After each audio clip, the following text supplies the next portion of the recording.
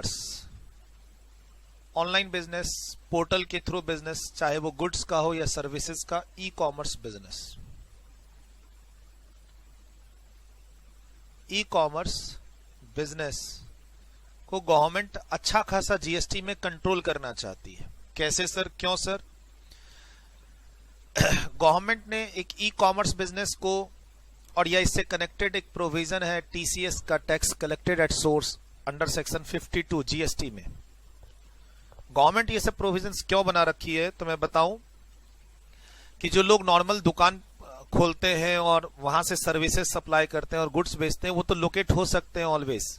मान लो main road पे कोई दुकान खुला हुआ है और सामान बेच रहा है, तो वो ऑलवेज हम उसे लोकेट कर सकते हैं। लेकिन अगर आज के दिन जो बिजनेस मॉडल चल रहा है ऑनलाइन एग्रीगेटर्स का और ऑनलाइन बिजनेस का, चाहे वो गुड्स की सप्लाई का हो या सर्विसेज देने का हो, एक ऑनलाइन पोर्टल है, उस पे हजारों वेंडर्स जुड़े हुए हैं गुड्स और सर्विसेज देने के लिए, और अल्टीमेटली कंज्यूमर्स को घर बैठे बैठे वहां सर्विस मिल रही है, कस्टमर्स और कंज्यूमर्स को।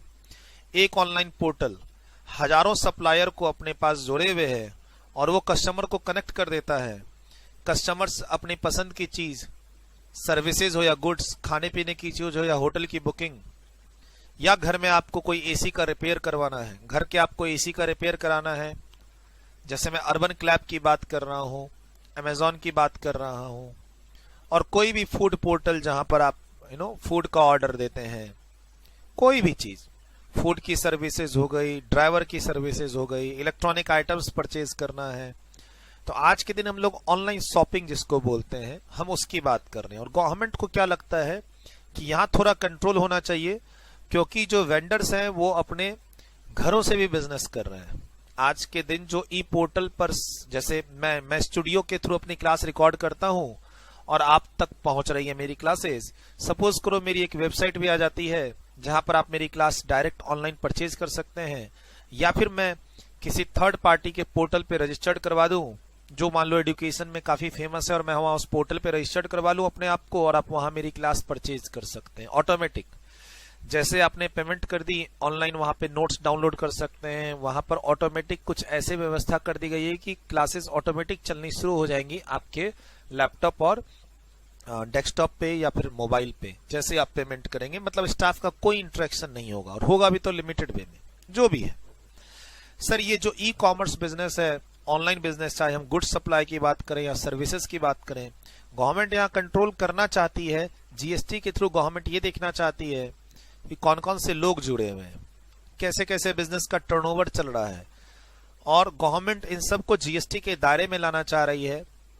कहीं यहां पर गवर्नमेंट की रेवेन्यू न चली जाए, टैक्स इवेजन ना हो जाए। मान लो मैं स्टूडियो में बैठा, एक छोटे से ऑफिस में स्टूडियो में बैठा, लाखों रुपए की मतलब रेवेन्यू अर्न कर सकता हूं रिकॉर्डिंग करके, और हो सकता है गवर्नमेंट के हाथ आऊं भी ना, जीएसटी की इवेजन हो जाए। तो जो छोटे छोटे वेंडर्स हैं उनको गवर्नमेंट नहीं पकड़ना चाह रही है, लेकिन छोटे छोटे वेंडर्स जो बड़े बड़े पोर्टल पे जुड़ के कस्टमर के साथ कनेक्ट हैं, सर्विसेज सप्लाई कर रहे हैं, गुड्स सप्लाई कर रहे हैं, उसको गवर्नमेंट पकड़ना चाह रही है अपने इस जीएसटी के रजिस्ट्रेशन चैप्टर या रिवर्स चार्ज के मायाजाल में। टीसीएस का कॉन्सेप्ट कहो, रिवर्स चार्ज का कॉन्सेप्ट कहो, या मैंडेटरी रजिस्ट्रेशन कहो। जब हम लोग ई कॉमर्स बिजनेस की बात करते हैं तो एक वर्ड है इको। सर इको वर्ड अभी सेक्शन 24 में भी है। इको वर्ड हम सेक्शन 9(5) पढ़ेंगे। सेक्शन 9 सीरीज में 9(3) रिवर्स चार्ज है, 9(4) भी रिवर्स चार्ज है, और 9(5) बेसिकली एक तरह से लायबिलिटी शिफ्ट कर देता है किसी और, इसकी टोपी उसके सर वाली बात है। हम लोग बात 9(5) की करते हैं साथ साथ ही रिवर्स चार्ज में, और इसी से टीसीएस का कॉन्सेप्ट भी है under section 52 tax collection act, tax collected at source under GST का कनेक्शन इको से, electronic commerce operator portal, online portal जहां से गुड्स और सर्विसेज की सप्लाई होती है। ऑनलाइन पोर्टल जहां से सप्लाई होती है किसकी, गुड्स और सर्विसेज की। और ये पोर्टल बेसिकली नथिंग बट ये थर्ड पार्टी पोर्टल है, ये थर्ड पार्टी पोर्टल है। वेंडर्स तो पीछे हैं, सप्लायर्स, वेंडर्स तो पीछे हैं, जो एक्चुअल सप्लायर्स हैं वो पीछे हैं और जो कस्टमर्स हैं वो इस साइड हैं, और इन दोनों को मिलाने वाला कौन है? ये online portal, electronic commerce operator, हम इसकी बात कर रहे हैं। सर ऑनलाइन पोर्टल तो मेरा भी हो सकता है, जैसे सूरज अग्रवाल टेक्स्ट क्लासेस की अपनी वेबसाइट हो और वहां पर आप हमारी क्लास को परचेज कर सकते हैं, नोट्स को डाउनलोड कर सकते हैं, टेस्ट सीरीज अपीयर कर सकते हैं, अटेम्प्ट कर सकते हैं, अपना स्कोर चेक कर सकते हैं, ऐसी चीज। तो सर क्या हम भी इलेक्ट्रॉनिक कॉमर्स बिजनेस में आएंगे? हाँ, हम भी इलेक्ट्रॉनिक कॉमर्स बिजनेस में आएंगे, लेकिन अब देखना होगा कि क्या सेक्शन 24, 95 या टीसीएस अंडर सेक्शन 52 उस केस में अप्लाई होगा। हर केस में ये चीज नहीं आती। जो ऑनलाइन बिजनेस है इलेक्ट्रॉनिक कॉमर्स ऑपरेटर, या पुराने मतलब जीएसटी से आने से पहले इन्हें बोला जाता था एग्रीगेटर्स, अब कहा जाता है ECO electronic commerce operator. Normally हम कहें नॉर्मल सेंस में, नॉन टैक्स के सेंस में तो e commerce business, online business. Online business के बहुत सारे तरीके हैं, ठीक, उसमें से कुछ तरीके सेक्शन 24 में कवर हैं और ये तीनों आपस में कनेक्टेड हैं। लेकिन देखना है कि फाइनली कौन आदमी बचता है और कौन नहीं बचता है। फिर हम लोग गुड्स की बात करते हैं, सर्विसेज की बात करते हैं, तो काफी सारी बातें यहां होती हैं। सर ई कॉमर्स के 3 पॉइंट्स हैं अलग अलग, ये पॉइंट अलग है बी से, बी पॉइंट अलग है सी से। ध्यान रखिएगा 3 पॉइंट्स हैं, मैंने इसको एक जगह करके पॉइंट नंबर 5 में ई कॉमर्स हेडिंग के अंदर डाला है। ए का बी से कोई कनेक्शन नहीं, बी का सी से कोई कनेक्शन नहीं। सिर्फ ये नोट्स इतना ही कह रहा है कि आप ए में फॉल करेंगे तब भी आपको कंपलसरी रजिस्ट्रेशन लेना है, बी में फॉल करेंगे तब भी आपको कंपलसरी रजिस्ट्रेशन लेना है, सी में फॉल करेंगे तब भी कंपलसरी रजिस्ट्रेशन लेना है। अब सर ए कौन है? कहता है every electronic commerce operator. Sir जब शुरू में जीएसटी आया था सेक्शन 24 तो सिर्फ इतना ही लिखा था कि सभी इलेक्ट्रॉनिक कॉमर्स ऑपरेटर को रजिस्ट्रेशन मैंडेटरी है। कोहराम मच गया, छोटे से छोटे, बड़े से बड़े इलेक्ट्रॉनिक कॉमर्स ऑपरेटर सबको रजिस्ट्रेशन लेना है, ऐसी लाइन लिखी थी। बाद में अमेंडमेंट करके ऐड की गई ये वाली line, who is required to collect tax under section 52, who is required to collect tax at source under section 52। यही टीसीएस का कॉन्सेप्ट है, TCS under GST, TCS under section 52 जो इको से कनेक्टेड है। और हम पेमेंट ऑफ टैक्स चैप्टर में पढ़े हुए थोड़ा बहुत कि टीसीएस का पैसा इलेक्ट्रॉनिक कैश लेजर में क्रेडिट मिलता है और टीसीएस की लायबिलिटी इलेक्ट्रॉनिक कैश लेजर से पे होती है। टीडीएस और टीसीएस का क्रेडिट इलेक्ट्रॉनिक कैश लेजर में मिलता है और इसकी लायबिलिटी जो है पे करने की वो इलेक्ट्रॉनिक कैश लेजर के थ्रू ही पे होती है। इतना हम लोग पढ़े हैं पेमेंट ऑफ टैक्स चैप्टर में, बस टीसीएस के बारे में। टीडीएस के बारे में थोड़ा और ज्यादा वहां बताया था, यहां फिर से थोड़ा बहुत बताऊंगा। टीडीएस आ रहा है पॉइंट नंबर 6 में, बट अभी मैं पूरा टाइम इसमें देना चाहता हूं चाहे जितनी भी देर लगे। कहता है ई कॉमर्स बिजनेस को सेक्शन 24 में रजिस्ट्रेशन लेना मैंडेटरी है अगर वो इलेक्ट्रॉनिक कॉमर्स ऑपरेटर है जिस पर टीसीएस के प्रोविजन एप्लीकेबल होते हैं। तो अब हमें यह देखना होगा वो इको कौन कौन से हैं जिन पर टीसीएस के प्रोविजन एप्लीकेबल होते हैं, ये देखना होगा। चलिए देखेंगे सर अभी। फिर कहता है उस पर्सन को भी रजिस्ट्रेशन लेना मैंडेटरी है जिस पर सेक्शन 95 का रिवर्स चार्ज लगता है।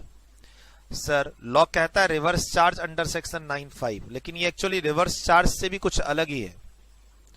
सर 95 के अंदर भी ई कॉमर्स पोर्टल की ही बात हो रही है, इलेक्ट्रॉनिक कॉमर्स ऑपरेटर की बात हो रही है, लेकिन नोटिफाइड सर्विसेज की बात होती है यहाँ पे, गुड्स की नहीं।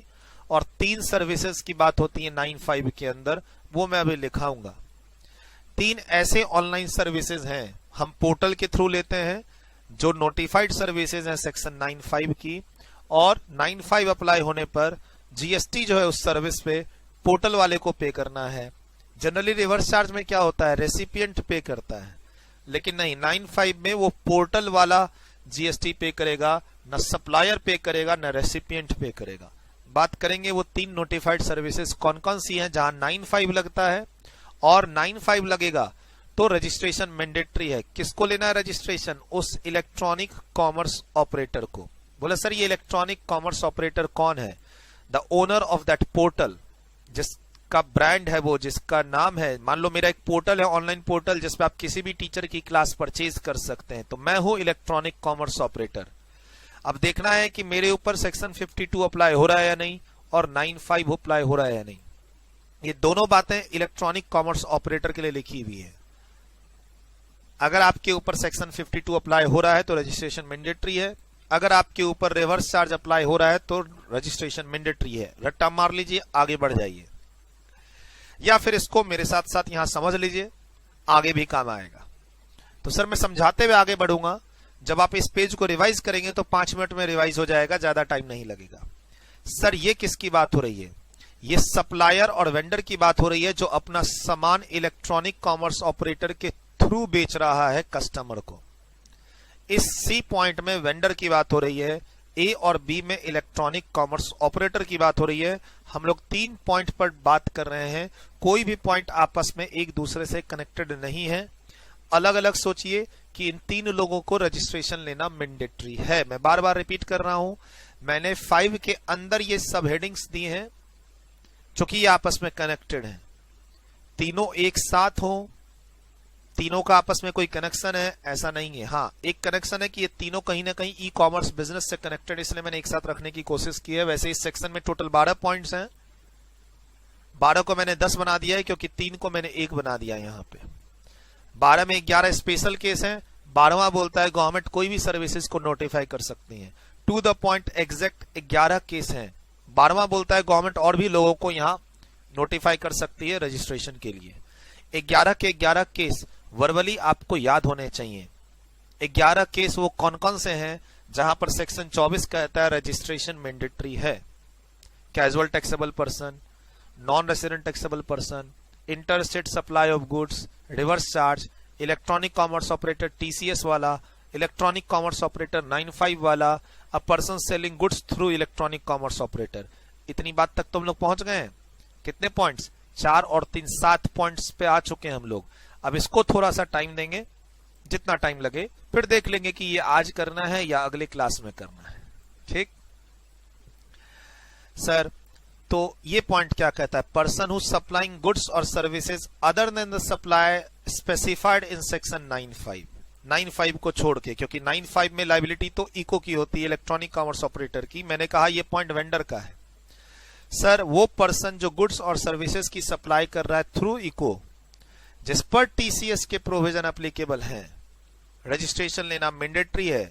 लेकिन सर्विस के केस में 20 लाख रुपए तक रजिस्ट्रेशन लेने की जरूरत नहीं है। अच्छा सर, सर्विस वालों को फिर से यहाँ बेनिफिट, जैसे यहाँ पर सर्विस वालों को बेनिफिट था 20 लाख तक रजिस्ट्रेशन नहीं लेना है, वैसे यहाँ 20 लाख रुपए तक का एक एग्जम्पशन मिल गया है उन सर्विस वेंडर्स को जो इलेक्ट्रॉनिक कॉमर्स ऑपरेटर के थ्रू आगे अपना सामान सर्विसेज दे रहे हैं।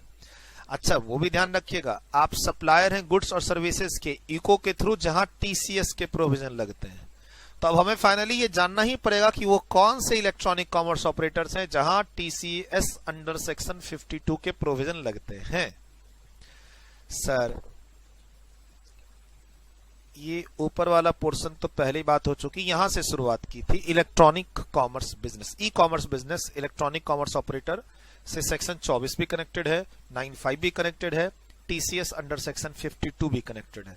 बट मोटा मोटी ये पता चल गया है कि हम 52 पर फोकस कर रहे हैं। ये हमारे सामने एक एग्जांपल था, वेंडर अपना पोर्टल के थ्रू सामान बेच रहा है किसको? कस्टमर्स को। अब आइए हम इसी में कनेक्ट करते हैं टीसीएस अंडर सेक्शन 52 वाला इको कौन है? सर ये इको है ऑनलाइन पोर्टल, थर्ड पार्टी। सूरज अग्रवाल टैक्स क्लास का ही वेबसाइट हो, सूरज अग्रवाल सर की क्लास खरीदनी है, सूरज अग्रवाल टैक्स क्लास की ही खुद की वेबसाइट है, तो टीसीएस के प्रोविजन नहीं लगेंगे, सेक्शन 24 मेरे ऊपर नहीं लगेगा। बात करते हैं कब लगता है। सर ध्यान से सुनिएगा, ध्यान उधर उधर मत भटकाइएगा, आराम से आपके पास आधा 1 घंटा है तो सुनिए प्यार से। मोबाइल को एकदम दूर रख दीजिए, घर में शांति सन्नाटा आपके पास हो।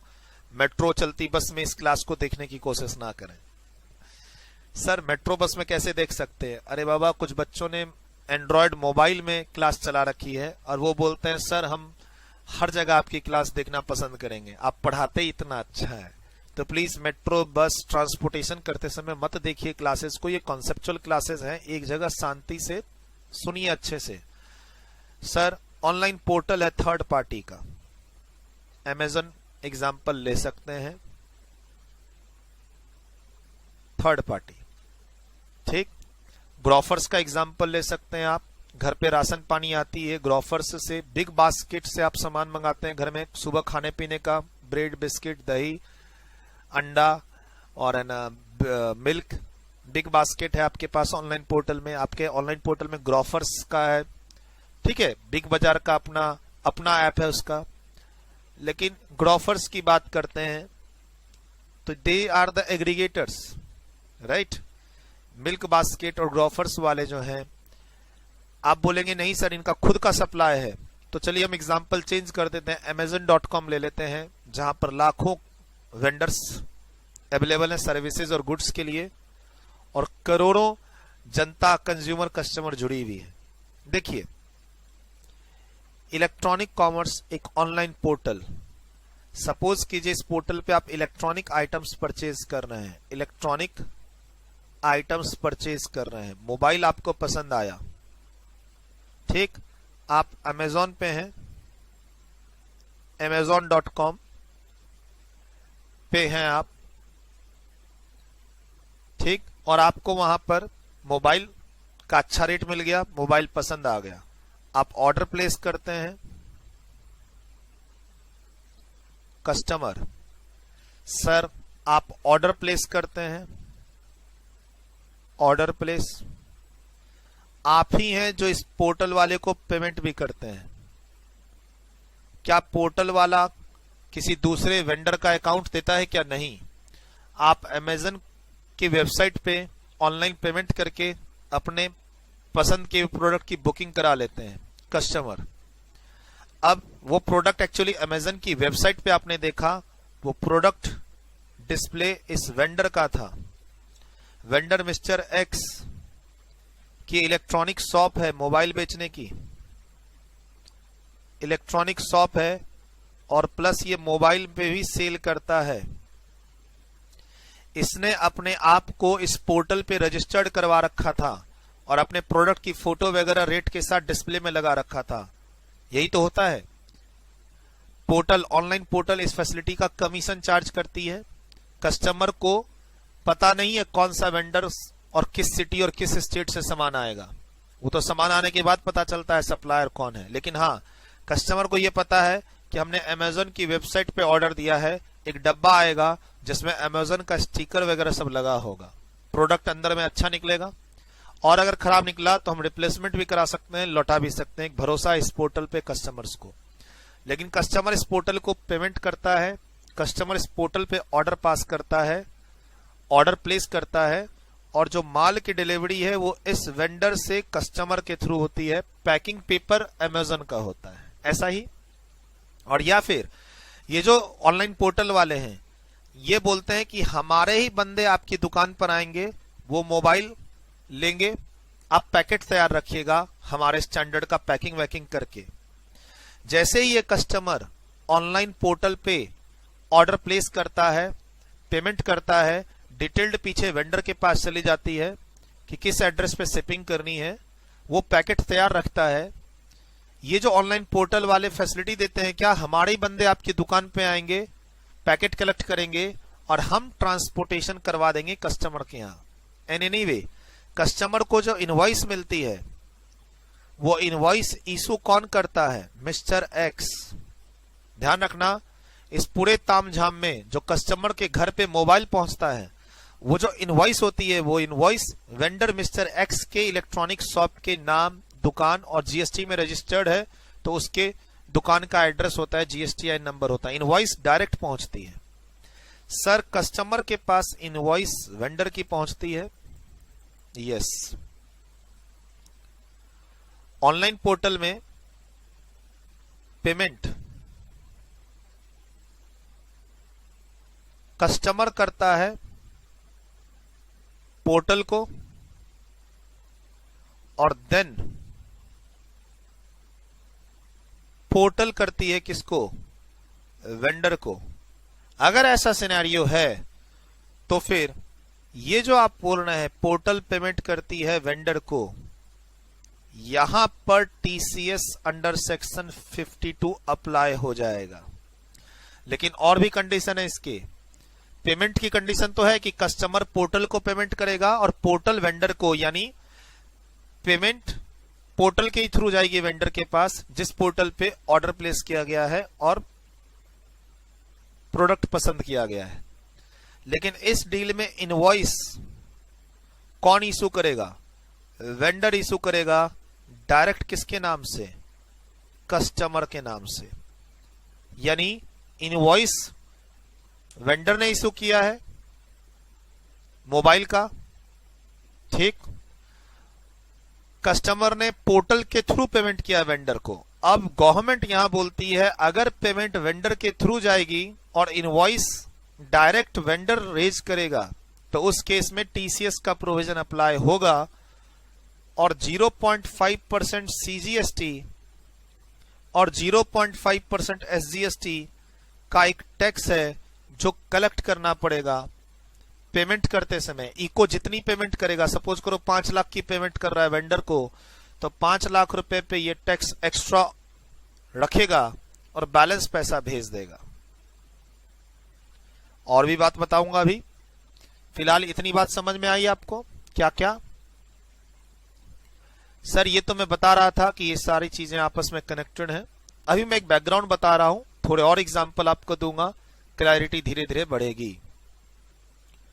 सर बिजनेस मॉडल बहुत सारे हैं, बिजनेस मॉडल बहुत सारे हैं। जैसे फॉर एग्जांपल अगर मैं किसी ऑनलाइन पोर्टल से आपको क्लास बेचूंगा तो उसमें यह सिस्टम नहीं चलता है। आप मान लीजिए मेरी क्लास को किसी ऑनलाइन पोर्टल से परचेज करते हैं तो वो पोर्टल वाला आपको क्लास देता है, वो पोर्टल वाला ही आपको इनवॉइस रेज करता है, आप पोर्टल वाले को पेमेंट करते हैं। इनवॉइस किसकी आई? पोर्टल से, पोर्टल वाले की।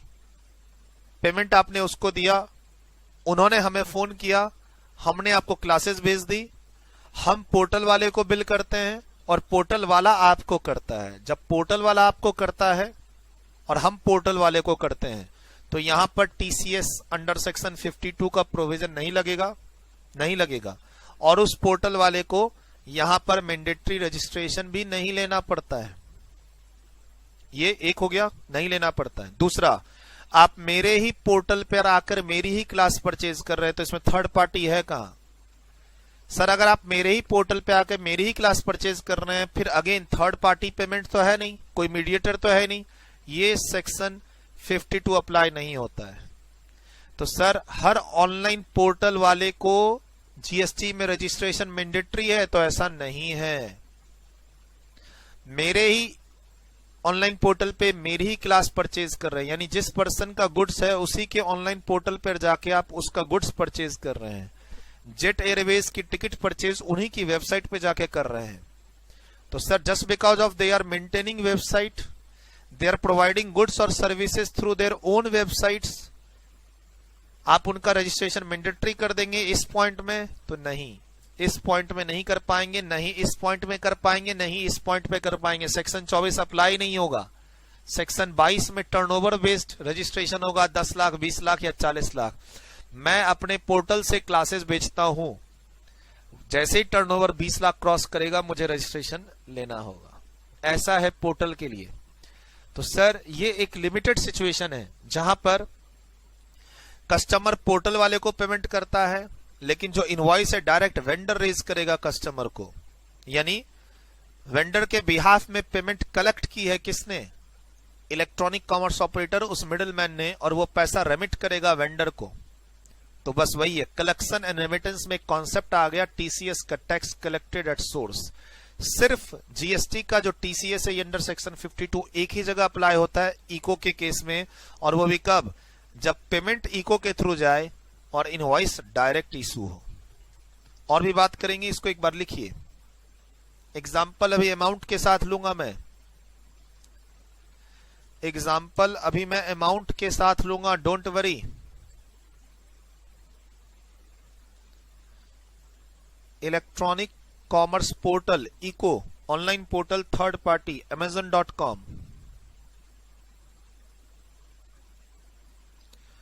ऑर्डर प्लेस किया कस्टमर ने, पेमेंट किया, वेंडर से डायरेक्ट इनवॉइस गई, और अब इस डील में फाइनली क्या होगा, ये पेमेंट रेमिटेंस करेगा, अपना कमीशन वगैरह काट के पेमेंट रेमिटेंस। तो यहां टीसीएस अप्लाई हो जाएगा, और इसके लिए इसका रजिस्ट्रेशन ध्यान रखिएगा, इको का रजिस्ट्रेशन सेक्शन 24 में मैंडेटरी हो जाएगा। टर्नओवर नहीं देखेंगे कि ये ऑनलाइन पोर्टल कितने लाख रुपए का बिजनेस कर रहा है, किस किस के लिए, इसको रजिस्ट्रेशन लेना मैंडेटरी हो जाएगा। नॉर्मली जितने भी पोर्टल के बारे में आप जानते हो, ऑनलाइन बड़े बड़े पोर्टल्स ही हैं और वो सब जीएसटी में रजिस्टर्ड हैं। बट मान लो मैंने अभी अपना बिजनेस स्टार्ट ही किया है, 2-3 लाख रुपए का ही डीलिंग की है और 2-3 वेंडर ही जुड़े हैं और कस्टमर का बेस 10, 20, 50 है, तो भी मुझे रजिस्ट्रेशन मेरे लिए मैंडेटरी होगा। अगर पेमेंट कस्टमर से मेरे पास, इको के पास से होते हुए वेंडर के पास जाएगी और इनवॉइस डायरेक्ट वेंडर से कस्टमर के पास जाएगा। सिचुएशन परफेक्ट है। यहीं पे टीसीएस 52 लगेगा। 52 का टीसीएस का प्रोविजन लगते ही इस इको को रजिस्ट्रेशन मैंडेटरी लेना होगा। और एक एग्जांपल अभी रिपीट करूंगा, पहले ये कुछ पॉइंट्स जो हैं वो मैंने लिखा दिया आपको। कस्टमर ने पोर्टल को ऑर्डर दिया और पेमेंट दिया, पोर्टल अब पेमेंट देगा किसको, वेंडर को, टीसीएस का प्रोविजन लग जाएगा। लेकिन इनवॉइस वेंडर से डायरेक्ट कस्टमर के पास जाएगी। टीसीएस का रेट है 0.5% सीजीएसटी, 0.5% एसजीएसटी।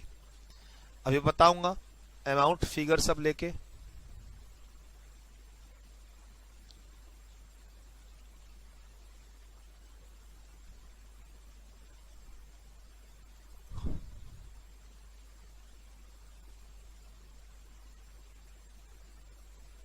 लिखिए इसे वीडियो को रोक के।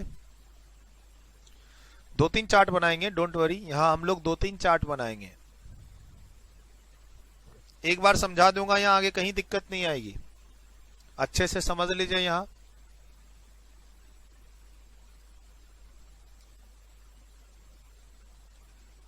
वीडियो रोक दे।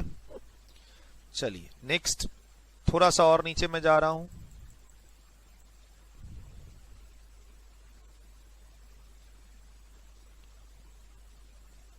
सर एसएटीसी का ऑनलाइन पोर्टल है, इस पोर्टल पे बच्चा स्टूडेंट जुड़ता है, स्टूडेंट इस पोर्टल से कनेक्ट होता है और सूरज सर की, यानी जिनका पोर्टल है, इस एसएटीसी ऑनलाइन पोर्टल का ओनर ही कौन है, मैं सीए सूरज अग्रवाल। ऐसा कोई पोर्टल है नहीं, एग्जाम्पल दे रहा हूं। सर सूरज सर की टैक्स की क्लास, चाहे वो डायरेक्ट टैक्स हो या इनडायरेक्ट टैक्स की, स्टूडेंट क्लास परचेज करता है। क्या इस सिचुएशन पे सर ये इलेक्ट्रॉनिक कॉमर्स इको है, normal e commerce business ECO है ये? यस है। सर आप स्टूडेंट है, आपको मेरी क्लास चाहिए, मेरे पोर्टल पे आके मेरी क्लास परचेज करते हैं, फिर मेरी टीम आपको सारा सर्विसेज देना स्टार्ट कर देती है। क्या यहां भी आप कहेंगे TCS under section 52 is applicable? नहीं। क्या आप कहेंगे 95 जो अभी पढ़े नहीं है एप्लीकेबल? नहीं। तो सर जब अप्लाई नहीं हो रहा है तो सेक्शन 24 अप्लाई नहीं होगा, ये तो नॉर्मल केस है। सेक्शन 22(1) के अंदर जाके देखेंगे रजिस्ट्रेशन कंपलसरी है या मैंडेटरी है। ठीक। दूसरा एग्जांपल,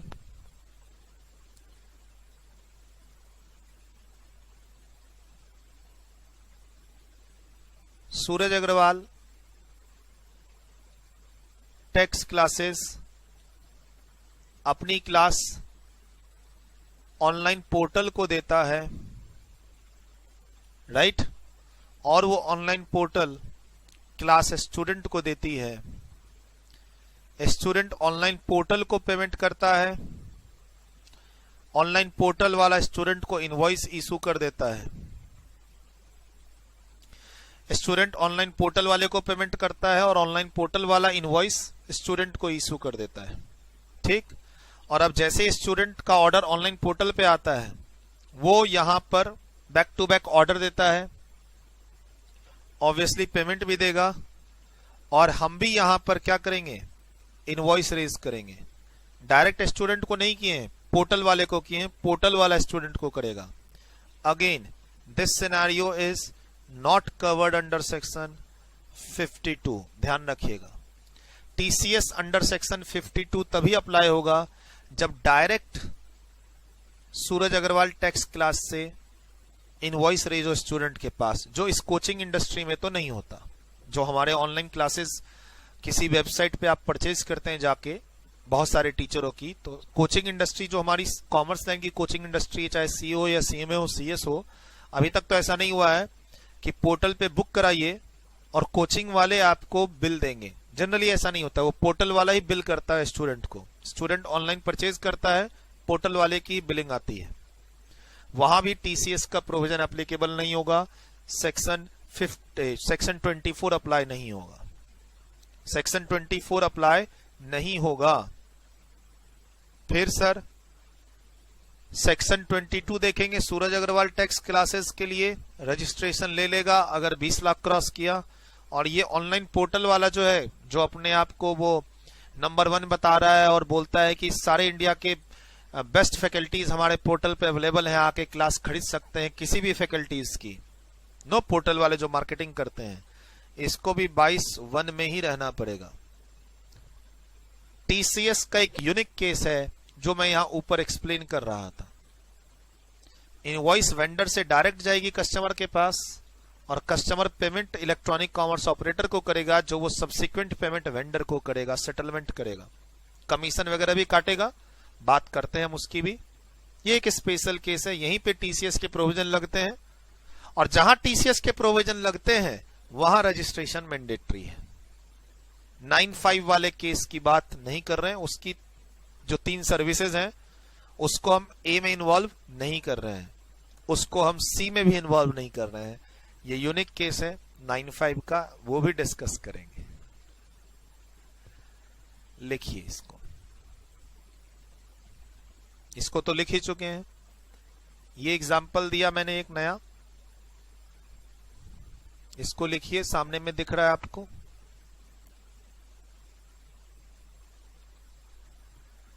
आप किसी पर्सन के प्रोडक्ट, चाहे वो गुड्स और सर्विसेज हो, उसमें इंटरेस्टेड हैं और उसी की वेबसाइट पे जाके परचेज कर रहे हैं।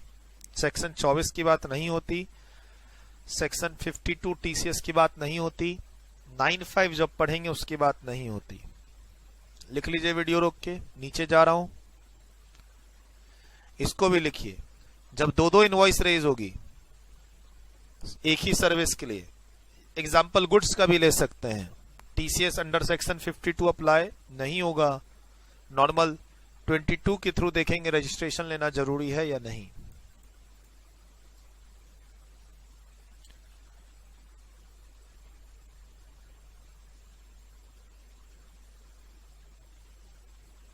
Mobile limited, customer mister x, Amazon.com, electronic commerce operator, 10,000 plus GST का मोबाइल पसंद आ गया मिस्टर एक्स को। अब हम लोग आ गए वापस से TCS under section 52। Mister x को Amazon.com पे 10,000 रुपए का मोबाइल पसंद आ गया, लिखा हुआ था 10,000 plus GST applicable, order place. ये मोबाइल लिमिटेड से बिल इनवॉइस भी जाएगी और मोबाइल भी इसका निकलेगा। मोबाइल का एक कुरियर पैकेट बनेगा जो मोबाइल लिमिटेड के यहां से निकलेगा, दुकान से, इसकी दुकान से। मोबाइल लिमिटेड दुकान है, शॉप, वेंडर, सप्लायर, जो ऑनलाइन पोर्टल इको पे रजिस्टर्ड है। मिस्टर एक्स ने उस ऑनलाइन पोर्टल पे जो प्रोडक्ट पसंद किया, वो प्रोडक्ट बैक टू बैक पीछे मोबाइल लिमिटेड ही सप्लाई करेगा, ठीक। तो वो अब इनवॉइस चलेगी कहां से, मोबाइल लिमिटेड से टैक्स इनवॉइस चलेगी।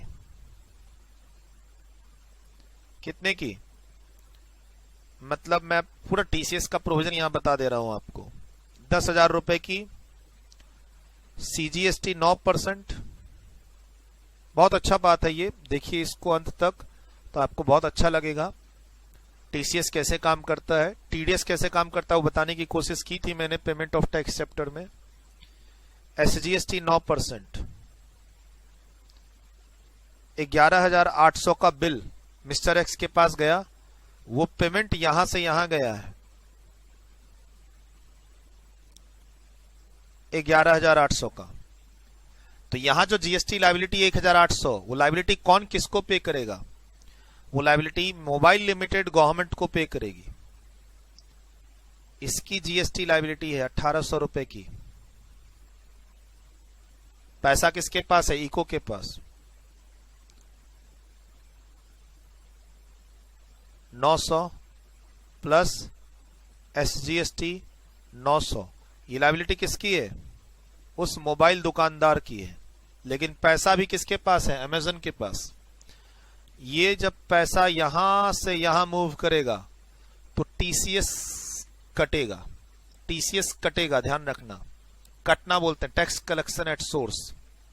ध्यान से देखिएगा, अभी लिखने में बिजी मत रहिए। सर 11,800 रुपए आए थे कस्टमर से, जाएंगे, इसमें से माइनस होगा TCS 0.5% प्लस 0.5%। पता चल गया क्या क्या दो बार? CGST और SGST। ये 0.5% अप्लाई किस पे होगा? इसका बेस क्या है? तो इसका बेस 10,000 जो वैल्यू है वो है। वैल्यू पे ही TDS है, वैल्यू पे ही TCS है। सर कटना इसको बोलते हैं tax collected at source. Income tax में सेल और परचेज पर TCS की बात होती है। सेल प्राइस में पब्लिक सामने वाले बायर से TCS और लिया जाता है सेल प्राइस के साथ। मिस्टर एक्स से सेल प्राइस आ गई है 11,800।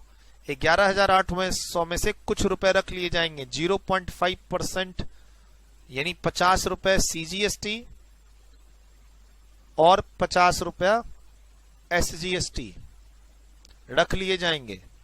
और क्या रखना चाहोगे? और मान लो आप कमीशन भी रखना चाहोगे अपना। कमीशन इस Amazon.com वालों का कमीशन होगा और कमीशन का GST होगा। और रखना चाहते हो रख लो, कमीशन रख लो। और कमीशन पर जो GST है इको की अपनी GST की लायबिलिटी वो रखना चाहते हो वो रख लो। सर Amazon.com कमीशन पे काम कर रहा है।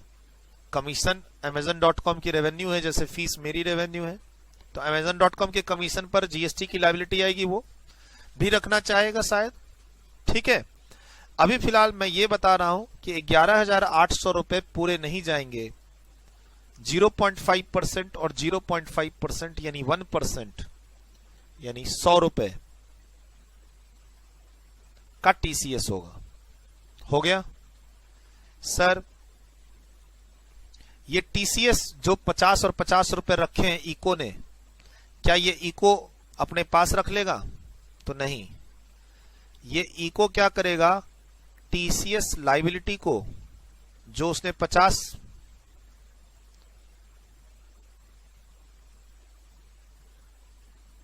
पे कर देगा। नेक्स्ट मंथ के 10 तारीख तक, अगले महीने की 10 तारीख तक पे हो जाएगी। किससे? इलेक्ट्रॉनिक कैश लेजर से। ये इलेक्ट्रॉनिक कॉमर्स ऑपरेटर जो उसने 50-50 रुपए रखे हैं, बैलेंस पैसा मोबाइल लिमिटेड को दे दिया। ये पैसा इको नहीं रखेगा अपने पास, ये पैसा अगले महीने की 10 तारीख तक गवर्नमेंट के अकाउंट में चला जाएगा। इलेक्ट्रॉनिक कैश लेजर के थ्रू पेमेंट होगी, इको पेमेंट करेगा गवर्नमेंट को। तो इसी के लिए बोला गया कि इसका रजिस्ट्रेशन क्या है? अंडर सेक्शन 24 मैंडेटरी है। अगर रजिस्ट्रेशन नहीं लोगे बेटा तो ये 50-50 रुपए गवर्नमेंट को पे कैसे करोगे? पे हो गया और इसको पैसे कम मिले मोबाइल लिमिटेड को। लेकिन मजेदार बात क्या है? इस मोबाइल लिमिटेड को इलेक्ट्रॉनिक कैश लेजर के अंदर क्रेडिट मिल जाएगा 50 प्लस 50 का जमा होते ही। इलेक्ट्रॉनिक कॉमर्स ऑपरेटर 50-50 रुपया रख के जमा करेगा, जमा करते ही इस मोबाइल लिमिटेड को उस 50-50 रुपए का क्रेडिट मिल जाएगा, जो वो यहां माइनस कर सकता है। सर ऐसा ही तो होता है टीडीएस, ऐसा ही होता है टीसीएस, चाहे हम इनकम टैक्स की बात करें और या फिर हम जीएसटी की बात करें। जो टैक्स का बोल के पैसा रखा है इको और गवर्नमेंट को दिया है, वो पैसा गवर्नमेंट के पास जैसे ही जाएगा अंदर ही अंदर इस मोबाइल लिमिटेड के कैश लेजर में रिफ्लेक्ट होना शुरू हो जाएगा, क्रेडिट बोल के कि आपके नाम का 50 रुपया हमारे पास आ गया है। अब वो मोबाइल लिमिटेड 50-50 रुपया अपनी लायबिलिटी में से घटा देगा। तो ये टीसीएस का पैसा डूबा नहीं, टीसीएस का पैसा इलेक्ट्रॉनिक कॉमर्स ऑपरेटर रजिस्ट्रेशन लेने के बाद गवर्नमेंट को जमा करता है, जिसका क्रेडिट उस वेंडर को मिलेगा, इलेक्ट्रॉनिक कैश लेजर में मिलेगा, और वो फिर नीचे अपनी लायबिलिटी से एडजस्ट भी कर देगा। तो बोला सर जब इतना सब हुआ तो ऐसा किया ही क्यों? डेटा कैप्चरिंग हुआ। ऐसा प्रोविजन करने से गवर्नमेंट को सोचो कितना डेटा मिला। एक तो इंडिया में जितने भी ई कॉमर्स बिजनेसमैन है, इस मॉडल पे जो भी बिजनेसमैन काम कर रहे हैं, इस मॉडल पे कैसे कस्टमर हमें पैसा देगा, हम तुम्हें पैसा देंगे और बिल तुम भेजोगे, माल तुम भेजोगे, राइट? कस्टमर हमें पैसा देगा, हमें ऑर्डर देगा, बिल पीछे से डायरेक्ट जाएगा तुम्हारे पास, माल डायरेक्ट तुम्हारे पास पीछे से जाएगा, हम उसमें से कमीशन और टीसीएस काट के पैसा पीछे भेजेंगे। तो हमें रजिस्ट्रेशन लेना होगा। तो गवर्नमेंट को एक बड़े आदमी का पता चल गया कि अच्छा इंडिया में ये आदमी है जो लाखों वेंडर्स को अपने पोर्टल पे रजिस्टर्ड कर रहा है और आगे कस्टमर को सर्विस दे रहा है, गुड्स और सर्विसेज की, एक। एंड दूसरा, जब वो टीसीएस कलेक्ट करेगा 0.5 और गवर्नमेंट को सबमिट करेगा तो गवर्नमेंट के पास डेटा जाएगा कि अच्छा ये छोटे दुकानदार कौन कौन है इंडिया में, कहां कहां फैले हुए, किस किस स्टेट में, जिनका बिजनेस हजारों का, लाखों का, करोड़ों का इस ऑनलाइन पोर्टल के थ्रू जा रहा है। 0.5 प्लस 0.5 1%, यानी 10,000 का माल बिका तो 100 रुपया। ये 100 रुपया गवर्नमेंट ली है जो वापस क्रेडिट दे रही है, लेकिन इससे गवर्नमेंट को उस छोटे छोटे दुकानदार के बारे में पता चल रहा है जो घर बैठे बैठे गली वली में ऑनलाइन पोर्टल पे हजारों लाखों रुपए का काम कर रहे हैं। तो गवर्नमेंट क्या चाहती है? ज्यादा से ज्यादा लोग रजिस्ट्रेशन के दायरे में आए। ठीक, पहले पॉइंट में बोलती है इस इलेक्ट्रॉनिक कॉमर्स ऑपरेटर को रजिस्ट्रेशन मैंडेटरी है। सी पॉइंट में बोलती है उस वेंडर को रजिस्ट्रेशन लेना मैंडेटरी है जो इस पोर्टल में अपने आप को लिस्ट करवा के कस्टमर को माल बेचना चाहता है, जहां टीसीएस के प्रोविजन लग रहे हैं। यानी कुल मिला के अभी जो मैंने ये बिजनेस मॉडल बताया है, अगर ऐसा बिजनेस मॉडल है तो इको को भी रजिस्ट्रेशन लेना होगा और उस सप्लायर ऑफ गुड्स जो मोबाइल लिमिटेड दुकानदार है उसको भी रजिस्ट्रेशन लेना होगा। कोई मॉनेटरी लिमिट्स नहीं है गुड्स के केस में, सर्विस के केस में 20 लाख रुपए है। अभी फिलहाल हमारा एग्जांपल मोबाइल सेल का चल रहा है, दोनों पर्सन को रजिस्ट्रेशन मैंडेटरी है, वेंडर को सी पॉइंट में और उस ऑपरेटर को ए पॉइंट में। ये ध्यान रखिएगा, जिस सिचुएशन में ए लगेगा उसी सिचुएशन में सी लगेगा, क्योंकि यहां लिखा हुआ इको वही जो टीसीएस एप्लीकेबल हो जिस पे। ठीक, और दोनों में ही 95 की बात नहीं हो रही, 95 की बात अलग से होती है, इसको नोट करें।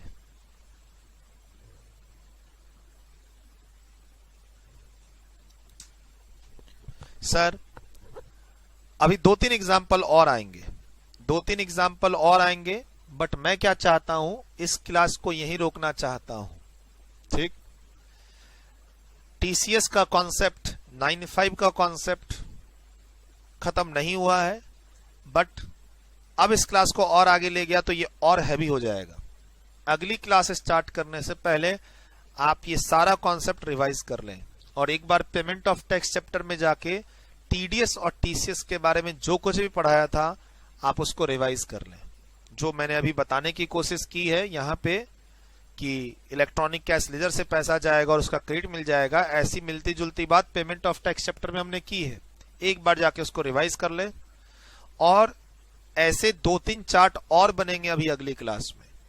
घबराना नहीं है और मुझसे कोई डाउट अभी नहीं पूछना है जब तक मैं सारा कुछ इको से रिलेटेड ना पढ़ा दूं। जैसे ही पढ़ाता चला जाऊंगा, जैसे ही मैं ये सेक्शन 24 कंप्लीट करूंगा, आपके सारे डाउट खत्म हो जाएंगे। बट हाँ, मिक्स मत करना। कैसे सर? ये एक इलेक्ट्रॉनिक कॉमर्स ऑपरेटर का एग्जाम्पल है। दूसरा एग्जाम्पल यहां था, Suraj Agarwal text class invoice raise करेगा ऑनलाइन पोर्टल को, ऑनलाइन पोर्टल इनवॉइस रेज करेगा स्टूडेंट को। यहां 52 नहीं लगता है। और एक था कि आप डायरेक्ट मेरे ही पोर्टल पे परचेज कर रहे हैं, यहां भी सेक्शन 52 अप्लाई नहीं होता है। एक यूनिक केस है सेक्शन 52 का। यूनिक केस लगते ही पॉइंट नंबर ए भी ऑपरेट करेगा आपके ऊपर, पॉइंट नंबर सी भी ऑपरेट करेगा आपके ऊपर, डोंट वरी। लिखिए इसे। चलिए सेक्शन 24 में हम लोग थे, राइट सर। सेक्शन 22 हम लोग फिनिश कर चुके हैं। 24 में काफी सारा डिस्कशन हम लोग इस लेवल पे कर चुके हैं। हाँ, ये मैंने बताया था कि कोई भी डिस्कशन है, जैसे यहाँ पे कैजुअल टैक्सेबल पर्सन और एनआरटीपी का डिस्कशन है, वो हम लोग अभी इसी चैप्टर में सेक्शन 27 में डिस्कस करेंगे। रिवर्स चार्ज यहाँ पर सेक्शन 9(3) अप्लाई हो रहा है, जिसका discussion charge of GST chapter में करेंगे। वहां 9(1) से लेकर 9(5) 5 सब सेक्शंस हैं। 9(5) का डिस्कशन यहाँ है, 9(4) वहीं देख लेंगे क्या है, बट हाँ 9(3) रिवर्स चार्ज, और इसका कॉन्सेप्ट मैंने पेमेंट ऑफ टैक्स चैप्टर में बताया था। और यहां मैंने थोड़ा बहुत समझा के मैंने बोला था कि एक बार आप क्या करो, रजिस्ट्रेशन चैप्टर को रिवाइज कर लो, और पेमेंट ऑफ टैक्स चैप्टर में जो इलेक्ट्रॉनिक कैश लेजर के बारे में बताया था, टीडीएस टीसीएस, उसको जाके पढ़ लो, जिसको मैं यहां यूज कर रहा था, राइट। और मैंने थोड़ा सा डिटेल्ड टीडीएस के बारे में आपको बताया था। सर इनकम टैक्स में भी जैसे हम लोग डिस्कस करते हैं, इनकम टैक्स में भी क्या डिस्कस करते हैं कि हमारी सैलरी पर से टीडीएस कटता है। जब एम्प्लॉयर हमें सैलरी देता है पर मंथ, तो टीडीएस काटता है। तो सर टीडीएस काटना इज द सॉल्यूशन, क्या अंत हो गया? आगे उस एम्प्लॉय को कुछ नहीं करना होता? नहीं करना होता है ना। क्लास में क्या सीखते हैं कि अगर आपकी सैलरी या किसी और इनकम पर टीडीएस कटा है, इनकम टैक्स की बात कर रहा हूं, कि अगर आपकी सैलरी या एफडी इंटरेस्ट या रेंट किसी भी इनकम पर टीडीएस कटा है, तो उस टीडीएस को इनकम का पार्ट मान के आप रेस्पेक्टिव हेड में इनकम को दिखाओ, चाहे वो सैलरी हेड हो या पीजीबीपी हो या अदर सोर्स हो या हाउस प्रॉपर्टी। उसके बाद टोटल इनकम निकालो, फिर टोटल टैक्स निकालो, टोटल टैक्स में से माइनस करो क्या, टीडीएस, टीसीएस, एडवांस टैक्स। तो सर एक तरह से रिकवरी मैकेनिज्म है गवर्नमेंट का। मान लीजिए हम लोग पढ़ते हैं, आप क्लास में पढ़ते हैं डायरेक्ट टैक्स में कि कौन बनेगा करोड़पति का, जो 1 करोड़ का विनिंग अमाउंट है, तो उस पर 30% का टीडीएस कट के आपको 70 लाख ही मिलेगा। तो टीडीएस टीसीएस एक तरह का रिकवरी मैकेनिज्म है, प्लस गवर्नमेंट को at the time of accrual of income ही टैक्स आ जाता है। नॉर्मली हम लोग इनकम टैक्स कब पे करते हैं? अगले साल, प्रीवियस ईयर खत्म होने के बाद। लेकिन टीडीएस टीसीएस में सेम टाइम पे, जैसे ही आपको इनकम मिल रही होती है, उसी समय गवर्नमेंट को इनकम टैक्स मिल जाता है, ठीक। और गवर्नमेंट को पता भी चल जाता है कि ये किसका एक्सपेंस है, ये किसकी इनकम है, और गवर्नमेंट को पता है ये जिसकी इनकम है ये फ्यूचर में इनकम टैक्स की रिटर्न फाइल करने आएगा। तो एक तरह से अगर मान लो मुझे लोगों से, मैं मान लो 10-12 जगह ऑडिट करता हूं जाके, और वहां पर मेरे पेमेंट पर इनकम टैक्स कटता है, यस टीडीएस कटता है 10% का 194J में इनकम टैक्स में, तो ऑब्वियसली वो मेरी व्हाइट मनी है, और मैं उसको अपने बिजनेस रिसीट्स दिखाऊंगा, और टीडीएस का बेनिफिट भी लूंगा मैं लास्ट में टोटल टैक्स में से। तो गवर्नमेंट एक तरह से टीडीएस टीसीएस में इनकम टैक्स हो या जीएसटी हो, ट्रैकिंग करने की कोशिश करती है। अब देखो ना, हमने टीडीएस का प्रोविजन ला दिया, टीसीएस का प्रोविजन ला दिया, और बोला कि अगर ये प्रोविजन आपके ऊपर लग रहे हैं तो आपको सेक्शन 24 में मैंडेटरी रजिस्ट्रेशन लेना होगा। सिंपल सी बात है, रजिस्ट्रेशन लीजिए, कंप्लायंस कीजिए, क्रेडिट भी देंगे इलेक्ट्रॉनिक कैश लेजर के थ्रू। और मैंने बताया सर इलेक्ट्रॉनिक कॉमर्स जो बिजनेस होता है, इलेक्ट्रॉनिक कॉमर्स जो बिजनेस है वो नॉर्मल है। आप कोई भी पोर्टल पे, जैसे मेरे ही पोर्टल पे जाके मेरी क्लास ले रहे हैं, तो वो भी इलेक्ट्रॉनिक कॉमर्स बिजनेस का ही पार्ट है। लेकिन हम यहाँ खास इलेक्ट्रॉनिक कॉमर्स ऑपरेटर इको की बात कर रहे हैं, उस ऑनलाइन पोर्टल जहां से गुड्स और सर्विसेज सप्लाई हो रही है, उसमें भी खास कैटेगरी है। मैंने बताया था कि किसकी बात कर रहे हैं और किसकी बात नहीं कर रहे हैं। ऑनलाइन पोर्टल में सभी ऑनलाइन पोर्टल की बात नहीं कर रहे जिस पर टीसीएस के प्रोविजन लगते हैं, ये भी बताया। और आपको याद हो तो हमने बताया कि टीसीएस के प्रोविजन कब लगेंगे, जब इनवॉइस डायरेक्ट इश्यू होगी वेंडर से, लेकिन पेमेंट पोर्टल के थ्रू जाएगा, राइट।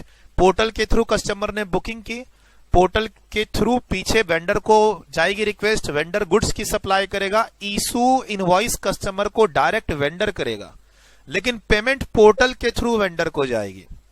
उसी केस में टीसीएस के प्रोविजन लगते ही लगते हैं। बोला सर 1 रुपए की भी सेल करोगे तब भी लगेगा प्रोविजन? हाँ, कोई लिमिट नहीं है। जैसे टीडीएस में 2,50,000 की लिमिट है, यहां कोई लिमिट नहीं है टीसीएस में। अगर मैं ऑनलाइन पोर्टल से 10 रुपए का भी सामान बेच रहा हूं कस्टमर को, जिसकी इनवॉइसिंग मैं करूंगा और वो पोर्टल को पेमेंट करेगा, तो टीसीएस का प्रोविजन एप्लीकेबल होना ही होना है। सेक्शन 24 का मैंडेटरी रजिस्ट्रेशन लेना ही लेना है। तो मैं यहां समझा रहा था आपको, ठीक। और मैंने बोला था कि मेरे को एक बार कंप्लीट कर लेने दीजिए, कोई डाउट नहीं रहेगा आपका। मैंने ये भी कहा था, और मैंने इसको बीच में ही छोड़ दिया था पिछले सेशन में, और मैंने कहा था कि एक बार रिवाइज करो फिर और कंटिन्यू करेंगे इसको, राइट। उसके बाद मैंने बताया कि मैं अपने ऑनलाइन पोर्टल से आपको गुड्स और सर्विसेज की सप्लाई कर रहा हूं। यहां पर टीसीएस का प्रोविजन अप्लाई नहीं होता, नॉर्मल सेक्शन 22 में जाके देखेंगे। फिर मैंने एक एग्जांपल यहां दिया था कि मैं पोर्टल वाले को बिल करता हूं, पोर्टल वाला आपको बिल करता है, आप पोर्टल को पेमेंट करते हैं, पोर्टल वाला मुझे पेमेंट करता है। यहां भी टीसीएस के प्रोविजन अप्लाई नहीं होंगे सर। फिर मैंने यहां पर एग्जांपल में थोड़ा सा और एडवांस लेवल पे गया कि टीसीएस का नॉर्मल रेट 1% है, यानी 0.5 टीसीएस की लायबिलिटी इको की है, कलेक्ट करेगा और वो जमा करेगा, जिसका क्रेडिट किसको मिलेगा, उस वेंडर को मिलेगा इलेक्ट्रॉनिक कैश लेजर में। ये बताया मैंने इस चार्ट में। चलिए सर, अगर मैं फिर से डिस्कशन को कंटिन्यू करूं, सेक्शन 24 में ही हम लोग कौन से पॉइंट पे हैं, सेक्शन 24 के पॉइंट नंबर 5 में। मैं पॉइंट नंबर 5 को ही कंटिन्यू कर रहा हूं, राइट सर। ये इलेक्ट्रॉनिक कॉमर्स ऑपरेटर है, ठीक। अब हमें पूछना पड़ेगा, चलो वेंडर और ये कस्टमर, सर किसकी बात हो रही है, गुड्स की या सर्विसेज की? तो सर्विसेज की हो रही है। वेंडर इको के थ्रू कस्टमर को सप्लाई कर रहा है, किसकी? Supply of services. सर्विस है या गुड्स? तो सवाल क्या है, सर्विस है या गुड्स? तो हमने बोला सर्विसेज। बोला सर सर्विसेज में भी कौन सी सर्विसेज? Notified services. कौन सी वाली सर? अंडर सेक्शन 9(5) वाली। 3 लोग हैं सर। रिवर्स चार्ज में जनरली 2 लोग होते हैं, एक सप्लायर दूसरा रेसिपिएंट। मेरी लायबिलिटी आप पर शिफ्ट हो जाती है रिवर्स चार्ज में। लेकिन 9(5) में 3 लोग हैं, एक बीच में ऑनलाइन पोर्टल है, एक वेंडर है जो पीछे रजिस्टर्ड है, जो सर्विसेज दे रहा है कस्टमर को। कस्टमर पोर्टल पे जुड़ता है, सर्विस की डिमांड करता है, और वो सर्विस की सप्लाई पोर्टल वाला तो एक मीडिएटर है, वो एक्चुअल में सप्लाई पीछे बैठा कौन करता है? वेंडर, सप्लायर पीछे बैठा सप्लायर करता है। क्या ये सर्विस है? हाँ। क्या ये नोटिफाइड सर्विस है 9(5) वाली? हाँ सर। तो फिर एक रजिस्ट्रेशन मैंडेटरी है, किसके लिए? फॉर इको के लिए। रजिस्ट्रेशन मैंडेटरी है इको के लिए। एंड जो भी सर्विस जनरेट हो रही है उसकी जो भी वैल्यू है, इसमें जो भी सर्विस जनरेट हो रही है उसकी जो भी वैल्यू है, GST liability is payable by that ECO, right sir. अगर ये नोटिफाइड सर्विसेज है, इको की लायबिलिटी है जीएसटी पे करने की होल वैल्यू पे, on whole value, no compliance burden, no compliance burden on actual supplier.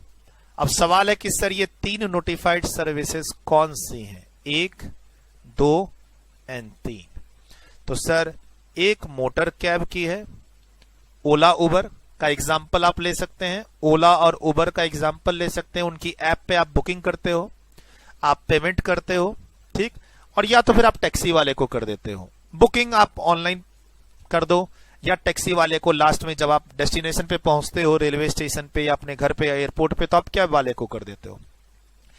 Sir हम टीसीएस में है ही नहीं ना सर। आपने तो बोला था कि पेमेंट इको के थ्रू जाएगी, वो तो टीसीएस अंडर सेक्शन 52 में बोला था, इस पॉइंट के अंदर बोला था। ये तो काफी अच्छे से डील कर दिया। अभी और बता रहा हूं, अभी मैं तो इस बी पॉइंट को डील कर रहा हूं। बी पॉइंट में आप फॉलो करेंगे तो ए से कोई मतलब नहीं, सी से कोई मतलब नहीं। जब हम बी पॉइंट में फॉल करेंगे तो ए से कोई मतलब नहीं, सी से कोई मतलब नहीं, ये तीनों अलग अलग पॉइंट हैं।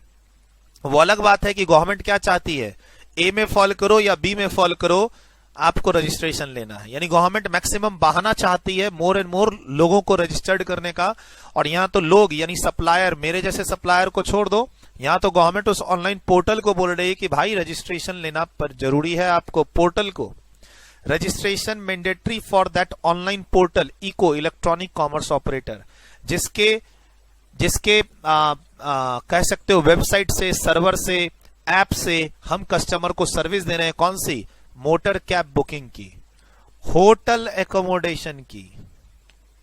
होटल एकोमोडेशन सर, जो हम लोग बाहर घूमने जाते हैं, आप किसी ऐप पे गए, किसी वेबसाइट पे गए और होटल की बुकिंग करा लेते हैं, जबकि एक्चुअल होटल वाला का अगर आपके पास फोन नंबर होता, एक्चुअल उस होटल वाले का अगर आपके पास फोन नंबर होता, एड्रेस होता, तो आप शायद एक्चुअल होटल वाले के बुकिंग करा लेते। ठीक, लेकिन नहीं। आप ओयो रूम्स का एग्जांपल हम यहां ले सकते हैं, मोटर कैब में ओला और उबर का एग्जांपल ले सकते हो आप।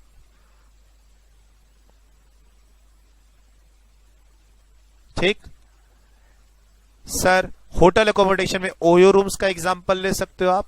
और एक है आपका ये जो हाउस होल्ड सर्विसेज नहीं होती हैं हमारे घर में, repairadda.com जैसा हो गया।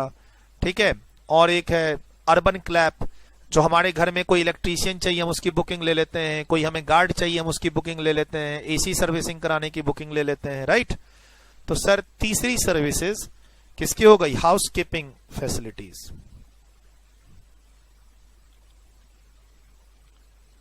हाउस कीपिंग सर्विसेज आगे और डिटेल में जब हम लोग सेक्शन 9(5) में जाएंगे तो पढ़ेंगे। मैं यहां पेज नंबर बोलो तो मेंशन कर देता हूं। मैं यहां पर आपके लिए क्या करता हूं, पेज नंबर बैठा देता हूं कि हम आगे इस 9(5) के बारे में, जो ये 3 सर्विस के बारे में मैं बता रहा हूं, 9(5) के अंदर 3 सर्विसेज आती हैं, ये हम आगे भी पढ़ेंगे चार्ज ऑफ जीएसटी में। पेज नंबर 5.5 प्लीज लिख लें, पेज नंबर 5.5। 5.5 में जाएंगे तो रेडियो टैक्सी की सर्विसेज है, होटल बुकिंग की सर्विसेज है और हाउस कीपिंग सर्विसेज है। घर पे कारपेंटर चाहिए, प्लम्बर चाहिए, इलेक्ट्रीशियन चाहिए, ये लोग। अब बताइए क्या आप उम्मीद करेंगे आप 5.5 राइट, क्या आप उम्मीद करेंगे कि ये जो ओला, उबर और जो टैक्सी वाले हैं ये जाके जीएसटी पोर्टल पे रजिस्ट्रेशन लें? पॉसिबल है? उम्मीद छोड़िए, क्या ये चीज पॉसिबल है कि हम ओला और उबर टैक्सी वालों को बोले कि जाओ भाई जाओ पोर्टल पे ऑनलाइन रजिस्ट्रेशन लो, जो तुम्हारी कैब के जो चार्जेस हैं उस पर जीएसटी लग गया है, राइट? तो ऐसा है नहीं। इसीलिए गवर्नमेंट ने क्या किया है, 9(5) कैजुअली रिवर्स चार्ज बोला जाता है इसे, reverse charge provisions under section 9(5), लेकिन है नहीं ये रिवर्स चार्ज। क्यों सर, क्यों नहीं है? क्योंकि यहां सप्लायर कौन है? वेंडर। रेसिपिएंट कौन है? हम और आप, कस्टमर्स। होटल में स्टे करने गए तो होटल वाला सप्लायर है, हम स्टे करने गए अपनी फैमिली के साथ तो हम रेसिपिएंट हैं।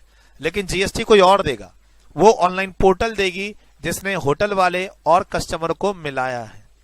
तो यहां एक तरह से क्यों हम रिवर्स चार्ज उसको बोलते हैं, मुंह पर क्यों है हमारे रिवर्स चार्ज? ये जीएसटी आने से पहले जो सर्विस टैक्स था, सर्विस टैक्स में इस कॉन्सेप्ट को एग्रीगेटर बोला जाता था और वो रिवर्स चार्ज के अंदर ही पढ़ाया जाता था, लॉ में भी रिवर्स चार्ज बोल के ही था। तो we can say if you have a liability, if you are a electronic commerce operator and you have a liability as per section 9(5) to pay GST, then you have to take registration compulsory mandatorily। आज की class के लिए सिर्फ इतना कह सकते हैं हम लोग। कौन से पॉइंट के लिए? 5 के बी पॉइंट के लिए। रजिस्ट्रेशन इलेक्ट्रॉनिक कॉमर्स ऑपरेटर लेगा, जितनी भी वैल्यू हमने कस्टमर से चार्ज की है उस पर जीएसटी की लायबिलिटी उस इको की होगी। No compliance burden on actual supplier, no need to take registration, no need to take GST registration by actual supplier. कौन? वो कैब वाला, होटल वाला और या आपके घर जो इलेक्ट्रीशियन आया है। अब उसमें आगे पढ़ेंगे पेज नंबर 5.5 पे कि अगर होटल वाला पहले से ही जीएसटी में रजिस्टर्ड है जिस होटल में आप स्टे करने गए हैं वो होटल वाला पहले से ही जीएसटी में रजिस्टर्ड है, तो 95 वहां लगेगा भी नहीं, 95 नहीं लगेगा।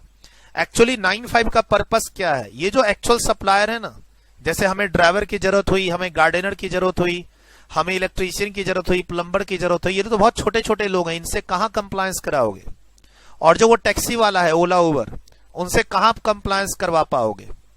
तो ऐसा करो, कंप्लायंस का सारा बर्डन किस पे डाल दो? इलेक्ट्रॉनिक कॉमर्स ऑपरेटर पे 95 में, और उसको आज की क्लास सेक्शन 24 में क्या बोलो? कंपलसरी रजिस्ट्रेशन लेने। 3 नोटिफाइड सर्विसेज हैं इसकी, तीनों का हिंट मैंने दे दिया है। आगे डिटेल्ड चर्चा हमारी चार्ज ऑफ जीएसटी चैप्टर में है, पेज नंबर 5.5 पे।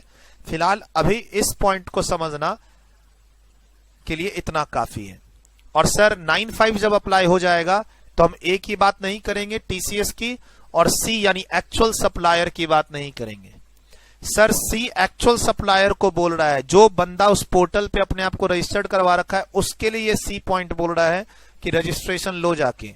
सर हमने तो इसको तो बोला रजिस्ट्रेशन नॉट रिक्वायर्ड, हमने क्या बोला? रजिस्ट्रेशन नॉट रिक्वायर्ड बोला। सर अगर नोटिफाइड सर्विसेज ना हो तो बात करेंगे। अभी तो सर चार्ट बनने चालू हुए हैं, क्यों घबराते हो? नोट कीजिए इसे, अभी तो चार्ट बनना चालू हुआ है, क्यों घबरा रहे हो?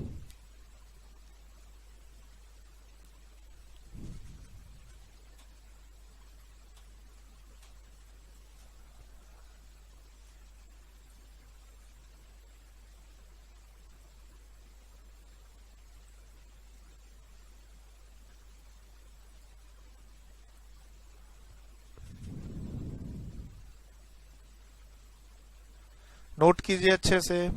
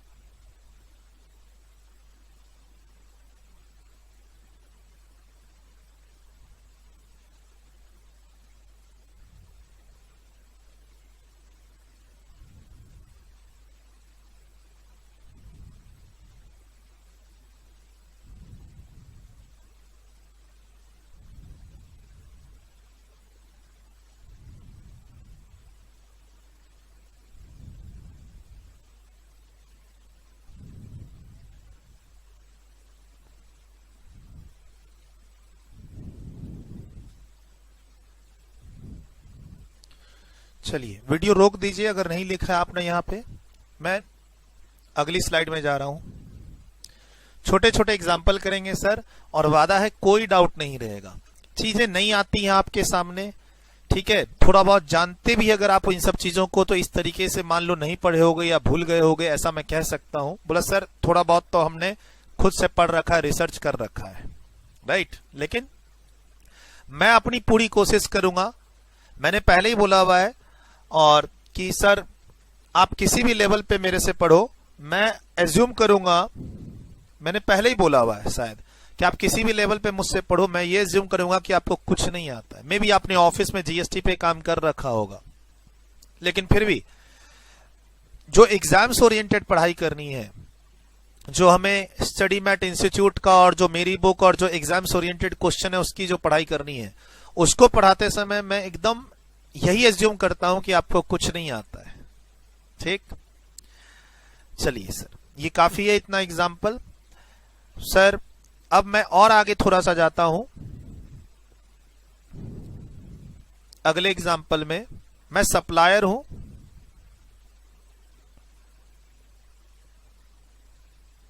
इलेक्ट्रॉनिक कॉमर्स ऑपरेटर के थ्रू कस्टमर को सर्विस दे रहा हूं। ठीक, मैं सप्लायर हूं, इलेक्ट्रॉनिक कॉमर्स ऑपरेटर यानी ऑनलाइन पोर्टल के थ्रू कस्टमर को सर्विसेज या गुड्स व्हाटएवर, अब देखते हैं क्या है। तो बोला सर मैं सर्विसेज देता हूं, सर्विसेज पोर्टल के थ्रू कस्टमर को, या फिर चलो मैं गुड्स भी लिख देता हूं, गुड्स। लेकिन सवाल है क्या ये इलेक्ट्रॉनिक कॉमर्स ऑपरेटर पे 9(5) एप्लीकेबल है? यानी क्या वो सर्विसेज नोटिफाइड सर्विसेज हैं? नहीं सर। क्या टीसीएस अंडर सेक्शन 52 एप्लीकेबल है? मतलब पैसा कस्टमर से इको के थ्रू सप्लायर को जाएगा। जैसे for example OLX, it is a online portal for sale और purchase of second hand goods, और सेकेंड हैंड गुड्स व्हाटएवर जो भी आप परचेज करना चाहते हैं, सेल करना चाहते हैं, आप electronic commerce operator online portal पे आप आ सकते हैं। लेकिन उसमें कोई भी पैसा OLX को हमें नहीं देना पड़ता है। कस्टमर और सप्लायर दोनों एक दूसरे से उस पोर्टल पे बात करते हैं, मिलते हैं और पैसे का एक्सचेंज और सामान, पैसा और सामान का एक्सचेंज कर लेते हैं।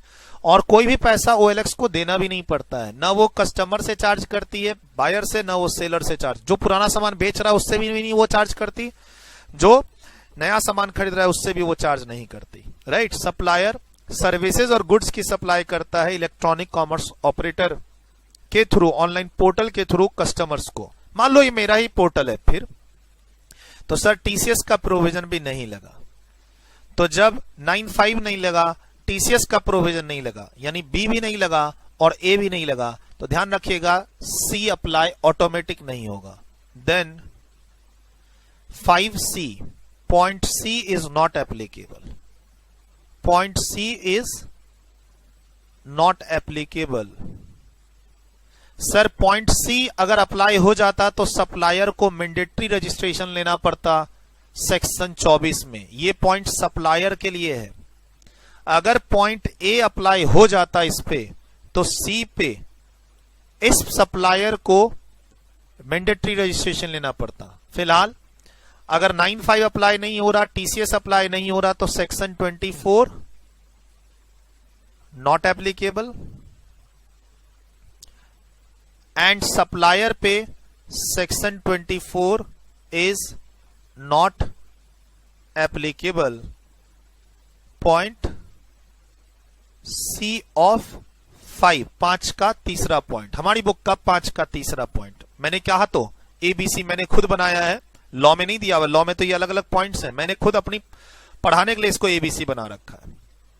ठीक, अगली बुक में मैं इसे अलग अलग कर दूंगा, अगर ज्यादा कंफ्यूजन है 5, 6, 7 कर दूंगा। ठीक है सर, अगर इलेक्ट्रॉनिक कॉमर्स ऑपरेटर पे 9(5) अप्लाई नहीं हो रहा है, मतलब नोटिफाइड सर्विसेज ये नहीं है, नोटिफाइड सर्विसेज ये नहीं है।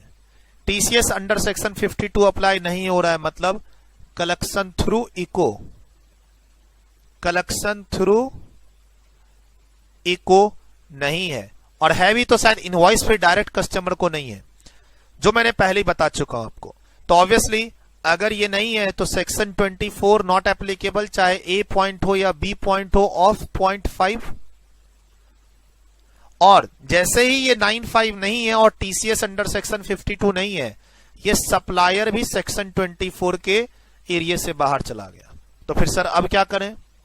अब नॉर्मल सेक्शन 22 चेक करो।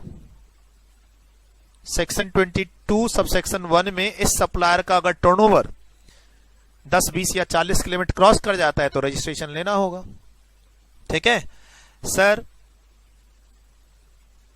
ये एग्जाम्पल काफी है इस पॉइंट को समझाने के लिए। The person who supply goods और services other than supply specified under section 95, यहां तक तो मैंने बोला नोटिफाइड सर्विसेज नहीं है। फिर बोलता है through such ECO who is required to collect TCS.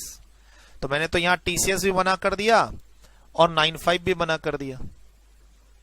तो सर जैसे ये मना हो गया, सेक्शन 24 तो इस कहीं भी अप्लाई नहीं होगा, न इको पे न सप्लायर पे।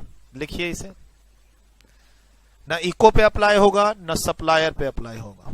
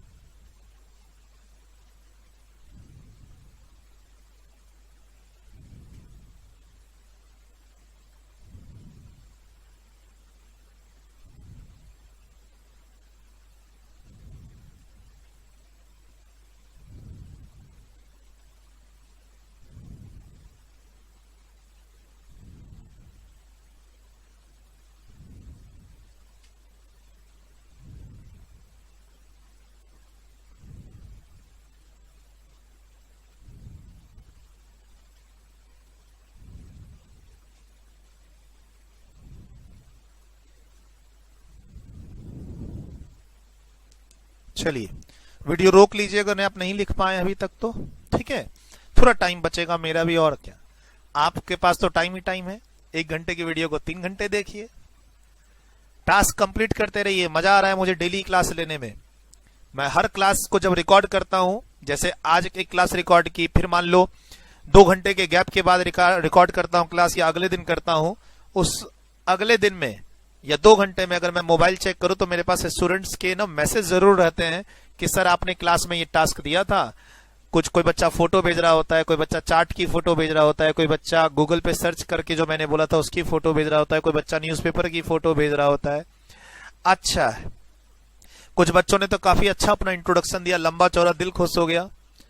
कुछ बच्चों के बारे में पता चला कि उनको पास्ट में हाईएस्ट स्कोर आ रखे हैं स्कूल लेवल पे, कॉलेज लेवल पे, फाउंडेशन लेवल पे, मतलब वो अपनी हिस्ट्री बताते हैं पुरानी। तो एक अच्छा सा लगता है कि चलो इस तरह के बच्चे हमसे जुड़े हुए हैं। देखो अब सामने तो है नहीं कि आपकी रजिस्ट्रेशन के समय में काउंसिलिंग हुई हो, आपने अपने बारे में बताया हो, आपने मेरा नाम सुना, मेरे डेमो देखे, आपको मेरी क्लास पसंद आ गई, एडमिशन ले लिया, इतना ही तो हुआ। और जो भी बात हुई वो हमारी टीम से हुई। लेकिन अब मेरे बारे में तो मैं हर क्लास में कुछ न कुछ बता रहा हूं, आप मेरे बारे में तो जानते जा रहे हो कैसा हूं, पढ़ाई के अलावा भी आप मेरे बारे, खुली किताब जिसको कह सकते हो, थोड़ा बहुत नॉलेज मेरे बारे में आप मेरे फेसबुक से ले सकते हो। बाकी मैं लगातार अपने स्टेटस को आप लोगों को मोटिवेट करने के लिए अपडेट करता रहता हूं अपने मोबाइल से, जहां बच्चे कमेंट करते हैं।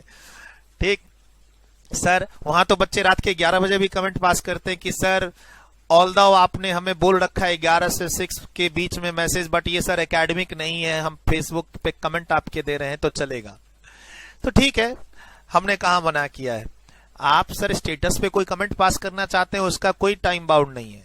पढ़ाई लिखाई की बात, कोचिंग क्लास की बात, सब्जेक्ट की बात सिर्फ 11 से 6, बस इतना ही में है, उसके अलावा कोई टाइम बाउंड नहीं है।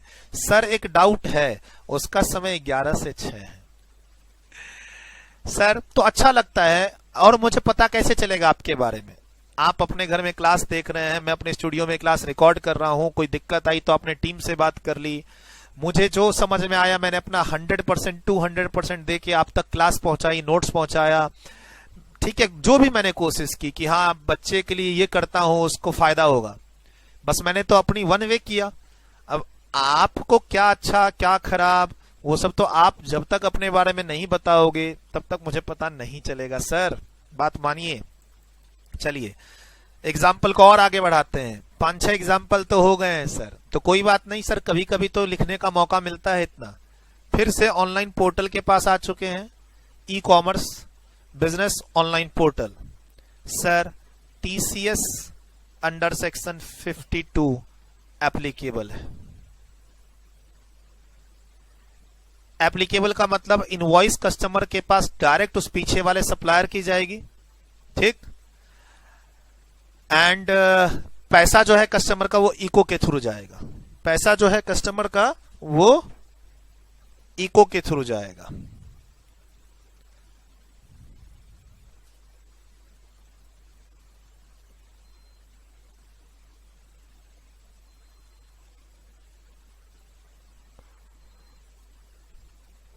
चलिए अब मैंने कहा टीसीएस इज एप्लीकेबल, तो आपके नजर में आया अच्छा टीसीएस इज एप्लीकेबल, चलो भाई रजिस्ट्रेशन लो। Registration is mandatory for ECO. आपने ये कहा, एक्चुअली मैं इसकी बात कर ही नहीं रहा सर, वो तो मैंने पढ़ा दिया। अगर टीसीएस के प्रोविजन एप्लीकेबल हैं तो इको को रजिस्ट्रेशन लेना होगा, पॉइंट नंबर ए में। मैं इसकी बात ही नहीं कर रहा, मैं तो इस सप्लायर की बात कर रहा हूं। सप्लायर है, गुड्स की सप्लाई कर रहा है इको के थ्रू, किसको? कस्टमर को, ठीक। फर्स्ट सेल है इसकी, ये फर्स्ट सेल है 2 लाख रुपए की, मात्र फर्स्ट सेल है, मात्र 2 लाख रुपए की। सप्लायर गुड्स की सेल करना चाहता है ऑनलाइन पोर्टल के थ्रू कस्टमर को। सप्लायर ने अपने गुड्स की लिस्टिंग करवा दी पोर्टल पे, कस्टमर को पसंद आया, ऑर्डर दे दिया। 2 लाख रुपए का मात्र माल है और ये इसका पहला ऑर्डर है सर, पहला ऑर्डर है जिस इसने अपने ऑनलाइन बिजनेस जो स्टार्ट किया, इसने अपना बिजनेस ऑनलाइन पोर्टल के थ्रू, उसका ये पहला ऑर्डर है, ठीक। और ये 2 लाख रुपए की लिमिट तो 10 लाख से भी कम है, 20 लाख से भी कम है और 40 लाख से भी कम है, चाहे जो भी स्टेट में हो, ठीक। सर हम लिमिट देखेंगे ही नहीं। इस सप्लायर के लिए रजिस्ट्रेशन क्या होगा? मैंडेटरी होगा अंडर सेक्शन 24। गुड्स का केस है तो टर्नओवर नहीं देखना, सर्विसेज का केस है तो 10 लाख और 20 लाख का टर्नओवर देखना है। कौन से पॉइंट में हम लोग सर? सी पॉइंट में। Person who supply goods through ECO, जहां पर टीसीएस के प्रोविजन एप्लीकेबल है, बट जो लिमिट है 20 और 10 की वो अप्लाई होगी सर्विसेज पे। सर हमारा एग्जांपल सर्विसेज का नहीं है, गुड्स का है। सर 95 तो आपने बोला ही नहीं, यहां पे 95 की बात ही नहीं उठती है। गुड्स के केस में 95 अप्लाई नहीं होता है, सर्विस के केस में अप्लाई होता है। मैं उसके लिए फिर एक नया एग्जांपल बनाऊंगा, सर्विस के लिए फिर से एक और नया एग्जांपल अभी बनाऊंगा कि 95 इज नॉट एप्लीकेबल, ठीक। 95 एप्लीकेबल है मतलब कैब की सर्विस, होटल की सर्विस और हाउसकीपिंग स्टाफ की सर्विस, घर पे जो हम लोग काम कराने के लिए ऑनलाइन पोर्टल से मंगाते हैं। अर्बन क्लैब बेस्ट एग्जांपल है उसका। repairadda.com, उसका भी ऐप वगैरह सब है। मैं उनकी कोई प्रमोशन मार्केटिंग नहीं कर रहा, मैं तो अपनी चीज आपके सामने रख रहा हूं। चलिए सर, तो ये एग्जांपल एक और मैंने दिया। आप चाहो तो पिछले सेशन से मैं काफी सारे चार्ट बता रहा हूं, देख रहे हो कितने सारे चार्ट बन गए। यहां से शुरू हुआ है, एक बहुत अच्छा खासा एक यहां बनाया। यहां जब बनाया तो आपको शायद समझ में ना आ रहा हो चीज, इसीलिए मैंने बोला ब्रेक ले लो, अगली क्लास में मिलेंगे। सर आप मेरे सामने नहीं है, फिर भी एक फील आने लग जाता है कि लग रहा है कि शायद स्टूडेंट्स इसको हैवी ना समझे।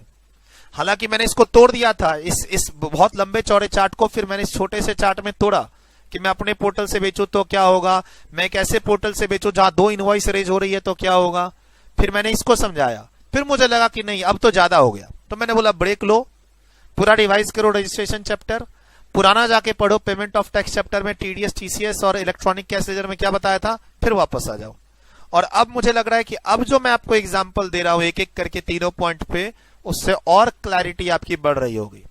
और पिछली क्लास और इस क्लास के बीच में आपको कोई डाउट पूछना ही नहीं था मेरे से, मैंने पहले ही मना कर दिया था।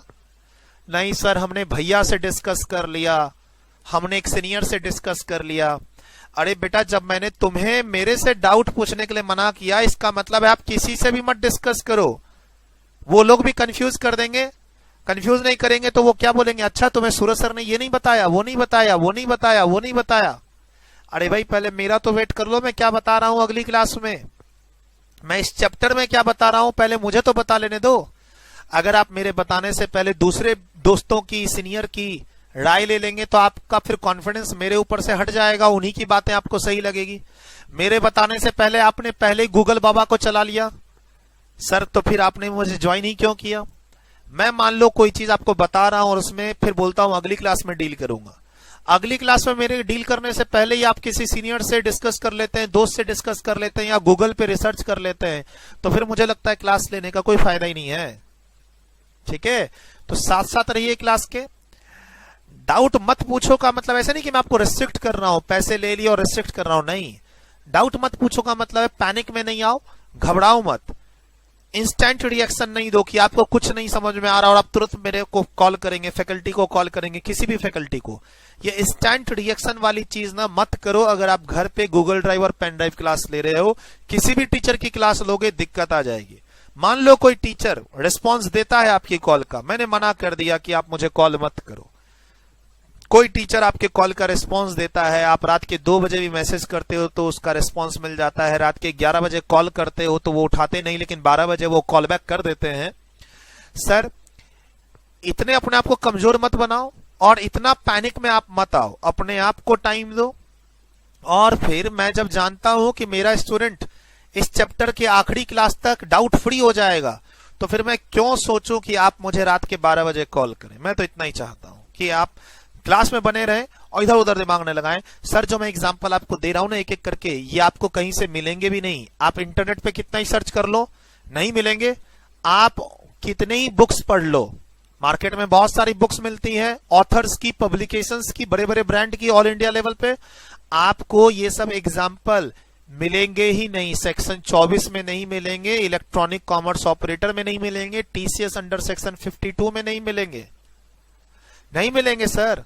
आप YouTube पे सर्च कर लो, ऐसे 1 बाय 1 के एग्जाम्पल्स मिलेंगे ही नहीं किसी के भी। अब किसी से मिल जाए तो वो अलग बात है। ठीक, बोला नहीं सर आपने मोबाइल का एग्जाम्पल लिया, तो एक टीचर और है जो मोबाइल का एग्जाम्पल लेते हैं। भाई साहब, अब मैंने मोबाइल का एग्जाम्पल लिया तो इस पे कोई कॉपीराइट थोड़ी ना है। मोबाइल का एग्जाम्पल बच्चों को जल्दी समझ में आता है, क्योंकि बच्चे ना कुछ करे ना करे मोबाइल ऑनलाइन जरूर खरीदते हैं, तो मोबाइल का एग्जाम्पल बच्चों को समझ में आता है, तो क्या कर सकते हैं इसमें। नहीं सर आपने amazon.com, भाई एक दो ही तो .com है। बोला नहीं सर, उन्होंने भी ओला का एग्जाम्पल लिया था, ओयो का एग्जाम्पल लिया था। अरे ओयो फेमस ही इतना है कि आपको ओयो मैंने बोलते ही दिमाग में क्लिक कर गया। कोई भी फेमस चीज, जैसे मान लो मैं क्लास में रिलायंस का एग्जाम्पल लूं और दूसरे टेक्स्ट के टीचर भी रिलायंस का एग्जाम्पल लें, अरे रिलायंस फेवरेट ही है सारे टीचरों का। और स्टूडेंट्स को एक बार में चीज समझ में आती है जब वो मुकेश अंबानी, अनिल अंबानी को देखते हैं और धीरू भाई अंबानी को देखते हैं। चलिए, तो ऐसा कुछ नहीं है कि कोई किसी के आइडिया को कॉपी कर रहा है। हाँ, ये है कि सब कॉमन आइडिया पे काम कर रहे हैं। आप भी तो कॉमन कोर्स कर रहे हो, कॉमन स्टूडेंट हो, तो सर टीचर का आइडिया कॉमन नहीं हो सकता? हो सकता है, कोई बड़ी बात नहीं है, नोट कीजिए इसे।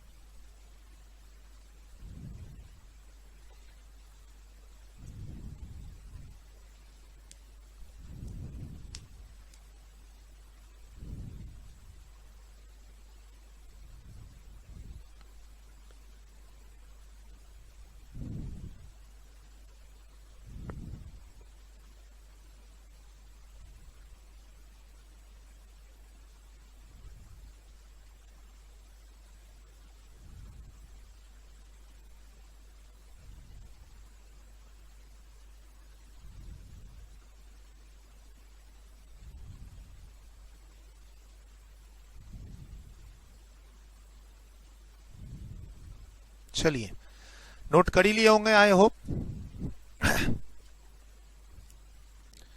सर एक एक करके मैं तोड़ते जा रहा हूं चीजों को। टीसीएस के बारे में तो काफी अच्छा खासा मैंने बता दिया था, एक दो एग्जांपल और दे दूंगा। अब ये इलेक्ट्रॉनिक कॉमर्स ऑपरेटर है। कस्टमर की तो चलो कोई दिक्कत नहीं, कस्टमर की तो हम ज्यादा बात ही नहीं कर रहे। टीसीएस एप्लीकेबल,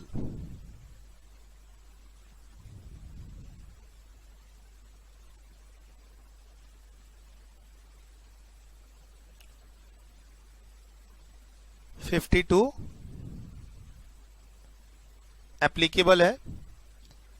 इस बार सप्लायर कौन है?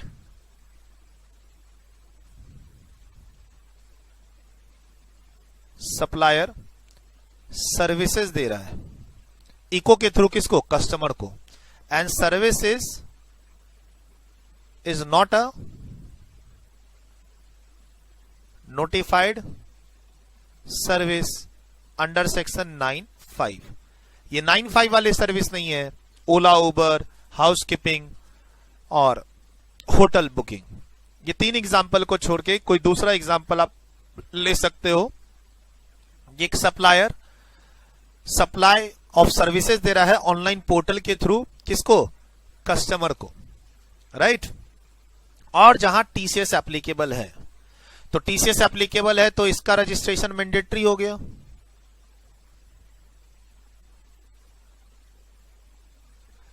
ठीक, अंडर सेक्शन 24। और इस सप्लायर, ये सप्लायर गुड्स वाला अगर होता तो हमने क्या बोला? Registration is mandatory irrespective of, add करना चाहो कर दो, इररेस्पेक्टिव ऑफ एग्रीगेट टर्नओवर। हम देखेंगे नहीं गुड्स के केस में टर्नओवर क्या है। क्या पोर्टल वाला टीसीएस में कवर है? हाँ है। मैं सर्विस दे रहा हूं, सर्विस दे रहा हूं। सर इसका एग्रीगेट टर्नओवर, इस सप्लायर का एग्रीगेट टर्नओवर मात्र 18 लाख का है, मात्र 18 lakh. Registration is not mandatory. Delhi का सप्लायर है, दिल्ली में 20 लाख की लिमिट, 10 लाख वाली लिमिट के लिए तो 4 स्टेट है, उससे बाहर निकाल दिया मैंने इसको। तो सर सिंपल सी बात मैं यही बताना चाह रहा था कि अगर ये सर्विस की जगह गुड्स होता तो हम क्या बोलते? रजिस्ट्रेशन मैंडेटरी है। लेकिन ये सर्विसेज है, तो सर सर्विस के केस में हम 20 लाख रुपए तक रजिस्ट्रेशन नहीं लेंगे अगर पोर्टल के थ्रू सर्विस दे रहे हैं कस्टमर को। सी पॉइंट का सारा एनालिसिस हो चुका। सी पॉइंट में जितने भी तरह की बातें थी सब हो गई। बी की बात हो गई, ए तो पिछली क्लास में ही बता दिया था। टीसीएस का प्रोविजन 0.5%, कस्टमर से इको को पैसा आना, इको अपना कमीशन भी काट के और टीसीएस काट के पैसा देगा वेंडर को, इलेक्ट्रॉनिक कैश लेजर के थ्रू पे करेगा, इलेक्ट्रॉनिक कैश लेजर में क्रेडिट मिलेगा, वो सारा कुछ मैंने आपको बता दिया है। वहां क्या जाना फिर से, ठीक। फिर भी एक एग्जाम्पल, 2 एग्जाम्पल और दे दूंगा, इसको नोट करो, नोट करो इसे।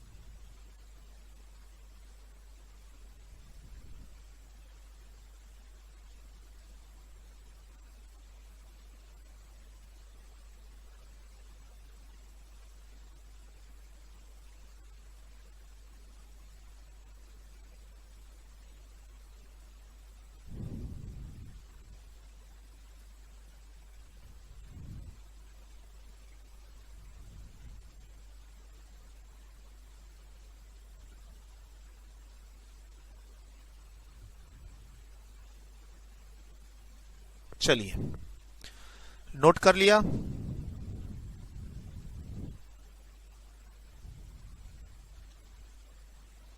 नेक्स्ट स्लाइड में चलते हैं।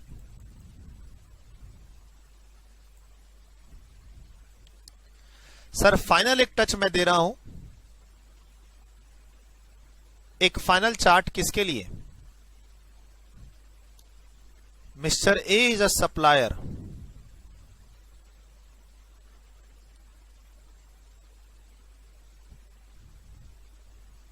किसमें डील करता है sir? Exclusively in services.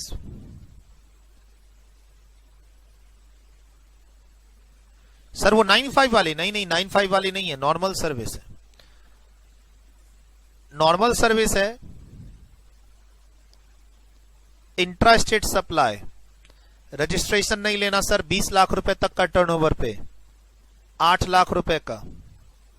Sir mister एक supplier exclusively deals in services, intra state supply कर रहा है, मान लो ये दिल्ली का है, 20 लाख की लिमिट अप्लाई होगी।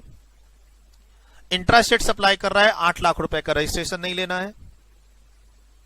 सर इंटर स्टेट सप्लाई कर रहा है, जनरली इंटर स्टेट सप्लाई में रजिस्ट्रेशन मैंडेटरी है, नहीं क्या? जनरली इंटर स्टेट सप्लाई में रजिस्ट्रेशन मैंडेटरी है, लेकिन हमने पढ़ा है पिछले सेशन में कि सर्विस के केस में भी अगेन टर्नओवर है, रजिस्ट्रेशन लेना मैंडेटरी नहीं है। 20 लाख रुपए तक रजिस्ट्रेशन लेना मैंडेटरी नहीं है। Inter state supply of services, पहला पॉइंट सेक्शन 24 का एक्सप्लेन कर चुका हूं। और ये वाली सर्विसेज थ्रू इको जा रही है, थ्रू इको जा रही है, where TCS under section 52 is applicable. 95 notified वाला केस नहीं है सर। यहां पर जा रही है 6 लाख रुपए की सर्विस, मैं इको के थ्रू 6 लाख रुपए का काम कर रहा हूं, इंटर स्टेट सप्लाई में 5 लाख का काम कर रहा हूं, लोकली 8 लाख रुपए का काम कर रहा हूं। मेरा एग्रीगेट टर्नओवर 8 + 5 + 6 19 लाख रुपए, does not exceeds 20 lakh, does not exceeds 20 lakh. No need to take registration under section 22 और 24। सर 22 में 20 लाख क्रॉस नहीं किया, ये 24 में पढ़े थे कि मैंडेटरी रजिस्ट्रेशन है, लेकिन 23 एग्जम्पशन देता है। इस दोनों के लिए क्या पढ़े? 24 में रजिस्ट्रेशन मैंडेटरी है, लेकिन फिर 23 की नोटिफिकेशन इशू है जो बोलता है 20 लाख रुपए तक रजिस्ट्रेशन नहीं लेना अगर आपका टर्नओवर 20 लाख क्रॉस नहीं कर रहा है। और टर्नओवर जो निकालते हैं एग्रीगेट टर्नओवर, उसमें हर तरह की सप्लाई लेते हैं, चाहे इंट्रा हो या इंटर, 20 लाख तक। सर्विस वाले को ध्यान रखना, गुड्स नहीं होना चाहिए, सर्विस वाले को रजिस्ट्रेशन लेना मैंडेटरी नहीं है 20 लाख रुपए तक। सर गुड्स के केस में तो खाली ए में बचेगा, बी और सी में तो रजिस्ट्रेशन। गुड्स का अगर केस हो और बी वाला काम आप कर रहे हो तो रजिस्ट्रेशन मैंडेटरी है। गुड्स का केस हो और सी वाला काम कर रहे हो, पोर्टल के थ्रू बेचने का काम, तो रजिस्ट्रेशन मैंडेटरी है। गुड्स के केस में ये रिलीफ नहीं है। तो मुझे लगता है ये जो फाइनल टच का चार्ट मैंने आपको दिया है, ये अच्छा चार्ट आपको मैंने देने की कोशिश की है। सर मेरी बुक में चार्ट नहीं है, आई एग्री, मेरी बुक के अंदर चार्ट्स नहीं है। सर बुक के अंदर ही सब कुछ दे दूं, बुक भी फ्री दे दूं, बुक के अंदर कॉन्सेप्ट्स एंड चार्ट्स भी दे दूं, तो फिर हमारे से परचेज कौन करेगा क्लास? और जो बच्चे हमारे में इन्वेस्ट कर रहे हैं, सर फीस 4,000 रुपए से लेकर 10,000 रुपए तक है। कुछ बच्चे जो डीटी आईडीटी का कॉम्बो लेते हैं वहां तो 15-15 हजार की फीस है। एक बच्चे से हमने 19-19 हजार की फीस ले रखी है 3-3 सब्जेक्ट के लिए। मैं तो यही है कि जो बच्चे हमारे में इन्वेस्ट कर रहे हैं 4,000 रुपए से लेकर, अगर मैं सिर्फ अपने सब्जेक्ट की बात करूं तो फीस 4,000 से लेकर 9,000 है अलग अलग ऑफर में, 3,000 भी है डिपेंडिंग अपॉन आप किस ऑफर में लेते हैं। मैं तो चाहता हूं कि आपने जो हमारे में इन्वेस्ट किया है वो आपको क्लास लेते समय दिखाई दे। यूट्यूब पे नहीं दिखाई दे सकता, हो सकता है यूट्यूब पे दिखाई ना दे। यूट्यूब पे 100% एफर्ट्स मारेंगे कैसे? पॉसिबल ही नहीं है। हो सकता है यूट्यूब पे आपको एक आइडिया आ चुका कि हम अच्छा पढ़ाते हैं, लेकिन सर बात मानिए, टेलीग्राम चैनल हो या यूट्यूब चैनल हो, उससे एक आइडिया लगता है आपको कि हम कैसा पढ़ाते हैं। अच्छा मेरे नोट्स अगर कोई खरीदे और उसमें कोई भी कलरफुल चार्ट्स नहीं है, कोई टेबल नहीं है, कोई एरो नहीं है, बच्चा बोलेगा नहीं इस फैकल्टी से नहीं पढ़ना। अरे हम आपको क्लास में लाइव चार्ट्स बना दे रहे हैं, यही सब चार्ट अगर मैं बुक में डलवा दूं तो बुक की वैल्यू डबल हो जाएगी, बुक की वैल्यू डबल हो जाएगी और पढ़ने कोई नहीं आएगा सर। मैं तो डायरेक्ट टैक्स या इनडायरेक्ट टैक्स कहीं भी चार्ट्स वार्ट्स अपने बुक में नहीं रखा हुआ हूं, जो टेबल बना के देना होता है वो मैं सर्कुलेट करता रहता हूं इंटरनली बच्चों को मोटिवेट करता हूं।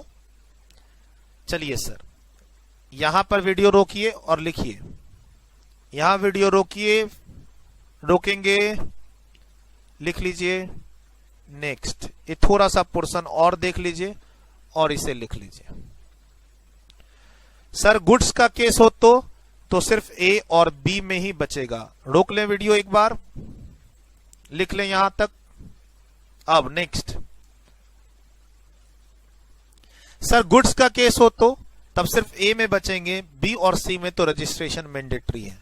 बोला सर बोथ में भी रजिस्ट्रेशन मैंडेटरी हो जाएगा, बी और सी में। ए में ही खाली गुंजाइश है, गुड्स हो तो बचने का चांस ए में ही है 20 लाख रुपए तक, अदरवाइज बी और सी में गुड्स का केस में रजिस्ट्रेशन मैंडेटरी है। हाँ, पोर्टल के थ्रू जब आप काम करें तो देख लीजिए पोर्टल पे टीसीएस का प्रोविजन अप्लाई हो रहा है या नहीं, और वो तभी अप्लाई होगा जब हम कस्टमर को डायरेक्ट बिलिंग करेंगे और कस्टमर पैसा पोर्टल के थ्रू देगा। ये ध्यान रखिएगा, मैंने डिफरेंस बता दिया है।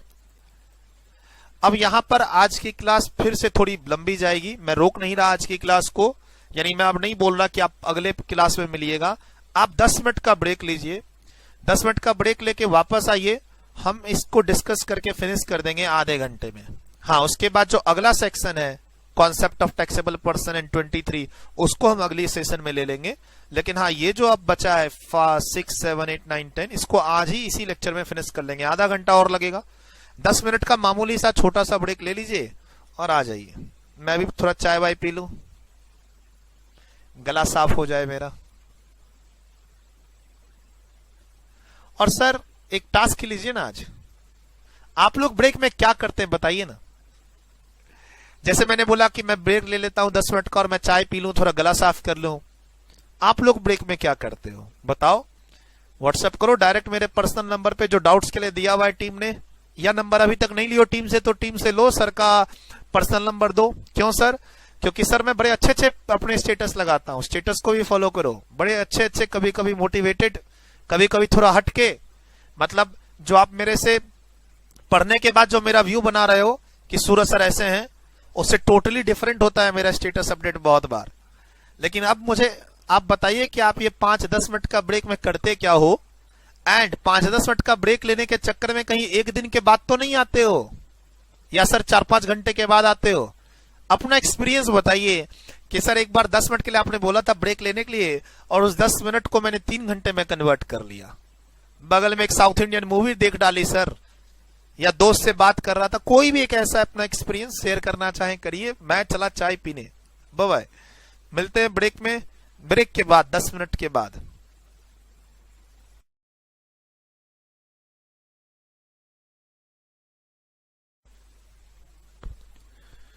चलिए बात को आगे ले जाएं। होप आपने 10 मिनट का ब्रेक 10 मिनट में ही खत्म कर दिया हो।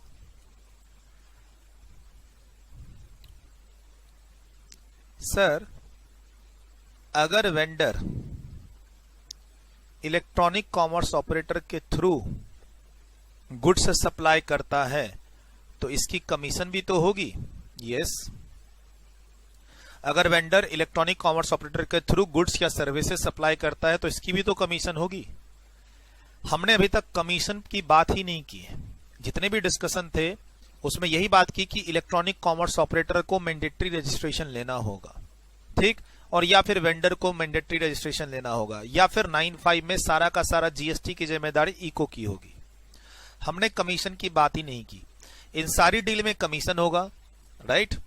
उस कमीशन पर जीएसटी की लायबिलिटी इको की होगी। उस कमीशन पे जो ये जो ऑनलाइन पोर्टल है ये वेंडर को मदद कर रहा है गुड्स और सर्विसेज बेचने में, तो इसमें जो कमीशन होगा उस कमीशन पर जीएसटी की जिम्मेदारी उस इलेक्ट्रॉनिक कॉमर्स ऑपरेटर की होगी, जिसके लिए वो रजिस्ट्रेशन अब 24 में ले मैंडेटरी, या नॉर्मल टर्नओवर क्रॉस करे तो 22 में ले। लेकिन हाँ, इस कमीशन की टैक्स इनवॉइस इसको इशू होगी। इस कमीशन की टैक्स इनवॉइस इशू होगी किसको? वेंडर को, और वेंडर इसका क्या लेगा? Input tax credit. ध्यान रखिएगा, वेंडर इको के थ्रू आपको गुड्स और सर्विसेज सप्लाई करता है, तो एक इनवॉइस हो गई जो वेंडर से किसके पास जाएगी? एक इनवॉइस हो गई, एक टैक्स इनवॉइस हो गई जो वेंडर से कस्टमर के पास जाएगी, राइट? कस्टमर जो वैल्यू पे करेगा, वैल्यू के साथ जीएसटी पे करेगा, वो GST tax invoice for goods और सर्विसेज सप्लाइड। 9(5) की बात नहीं कर रहे। 9(5) में तो सारी जिम्मेदारी इको की है। वो जो इनवॉइस है वो इको जनरेट करता है। आप ओला उबर का बिल देख लो, ओला उबर की बुकिंग होगी, ठीक, आप उसका बिल देख लो, सारी जो बिल्स और टैक्स इनवॉइस है वो टैक्स इनवॉइस आपके पास आता होगा, ईमेल आईडी आपने रजिस्टर्ड करवा रखा होगा और आपके पास ओला उबर के बिल आए होंगे टैक्स इनवॉइस बोल के। सर जनरली वो भेजते नहीं है, आपको रिक्वेस्ट करनी पड़ती है। जब आपकी बुकिंग कंप्लीट हो जाती है, आप बुकिंग ले लो, आप डेस्टिनेशन पे पहुंच जाओ, पेमेंट कर दो, रिलीज हो गई, जर्नी ओवर।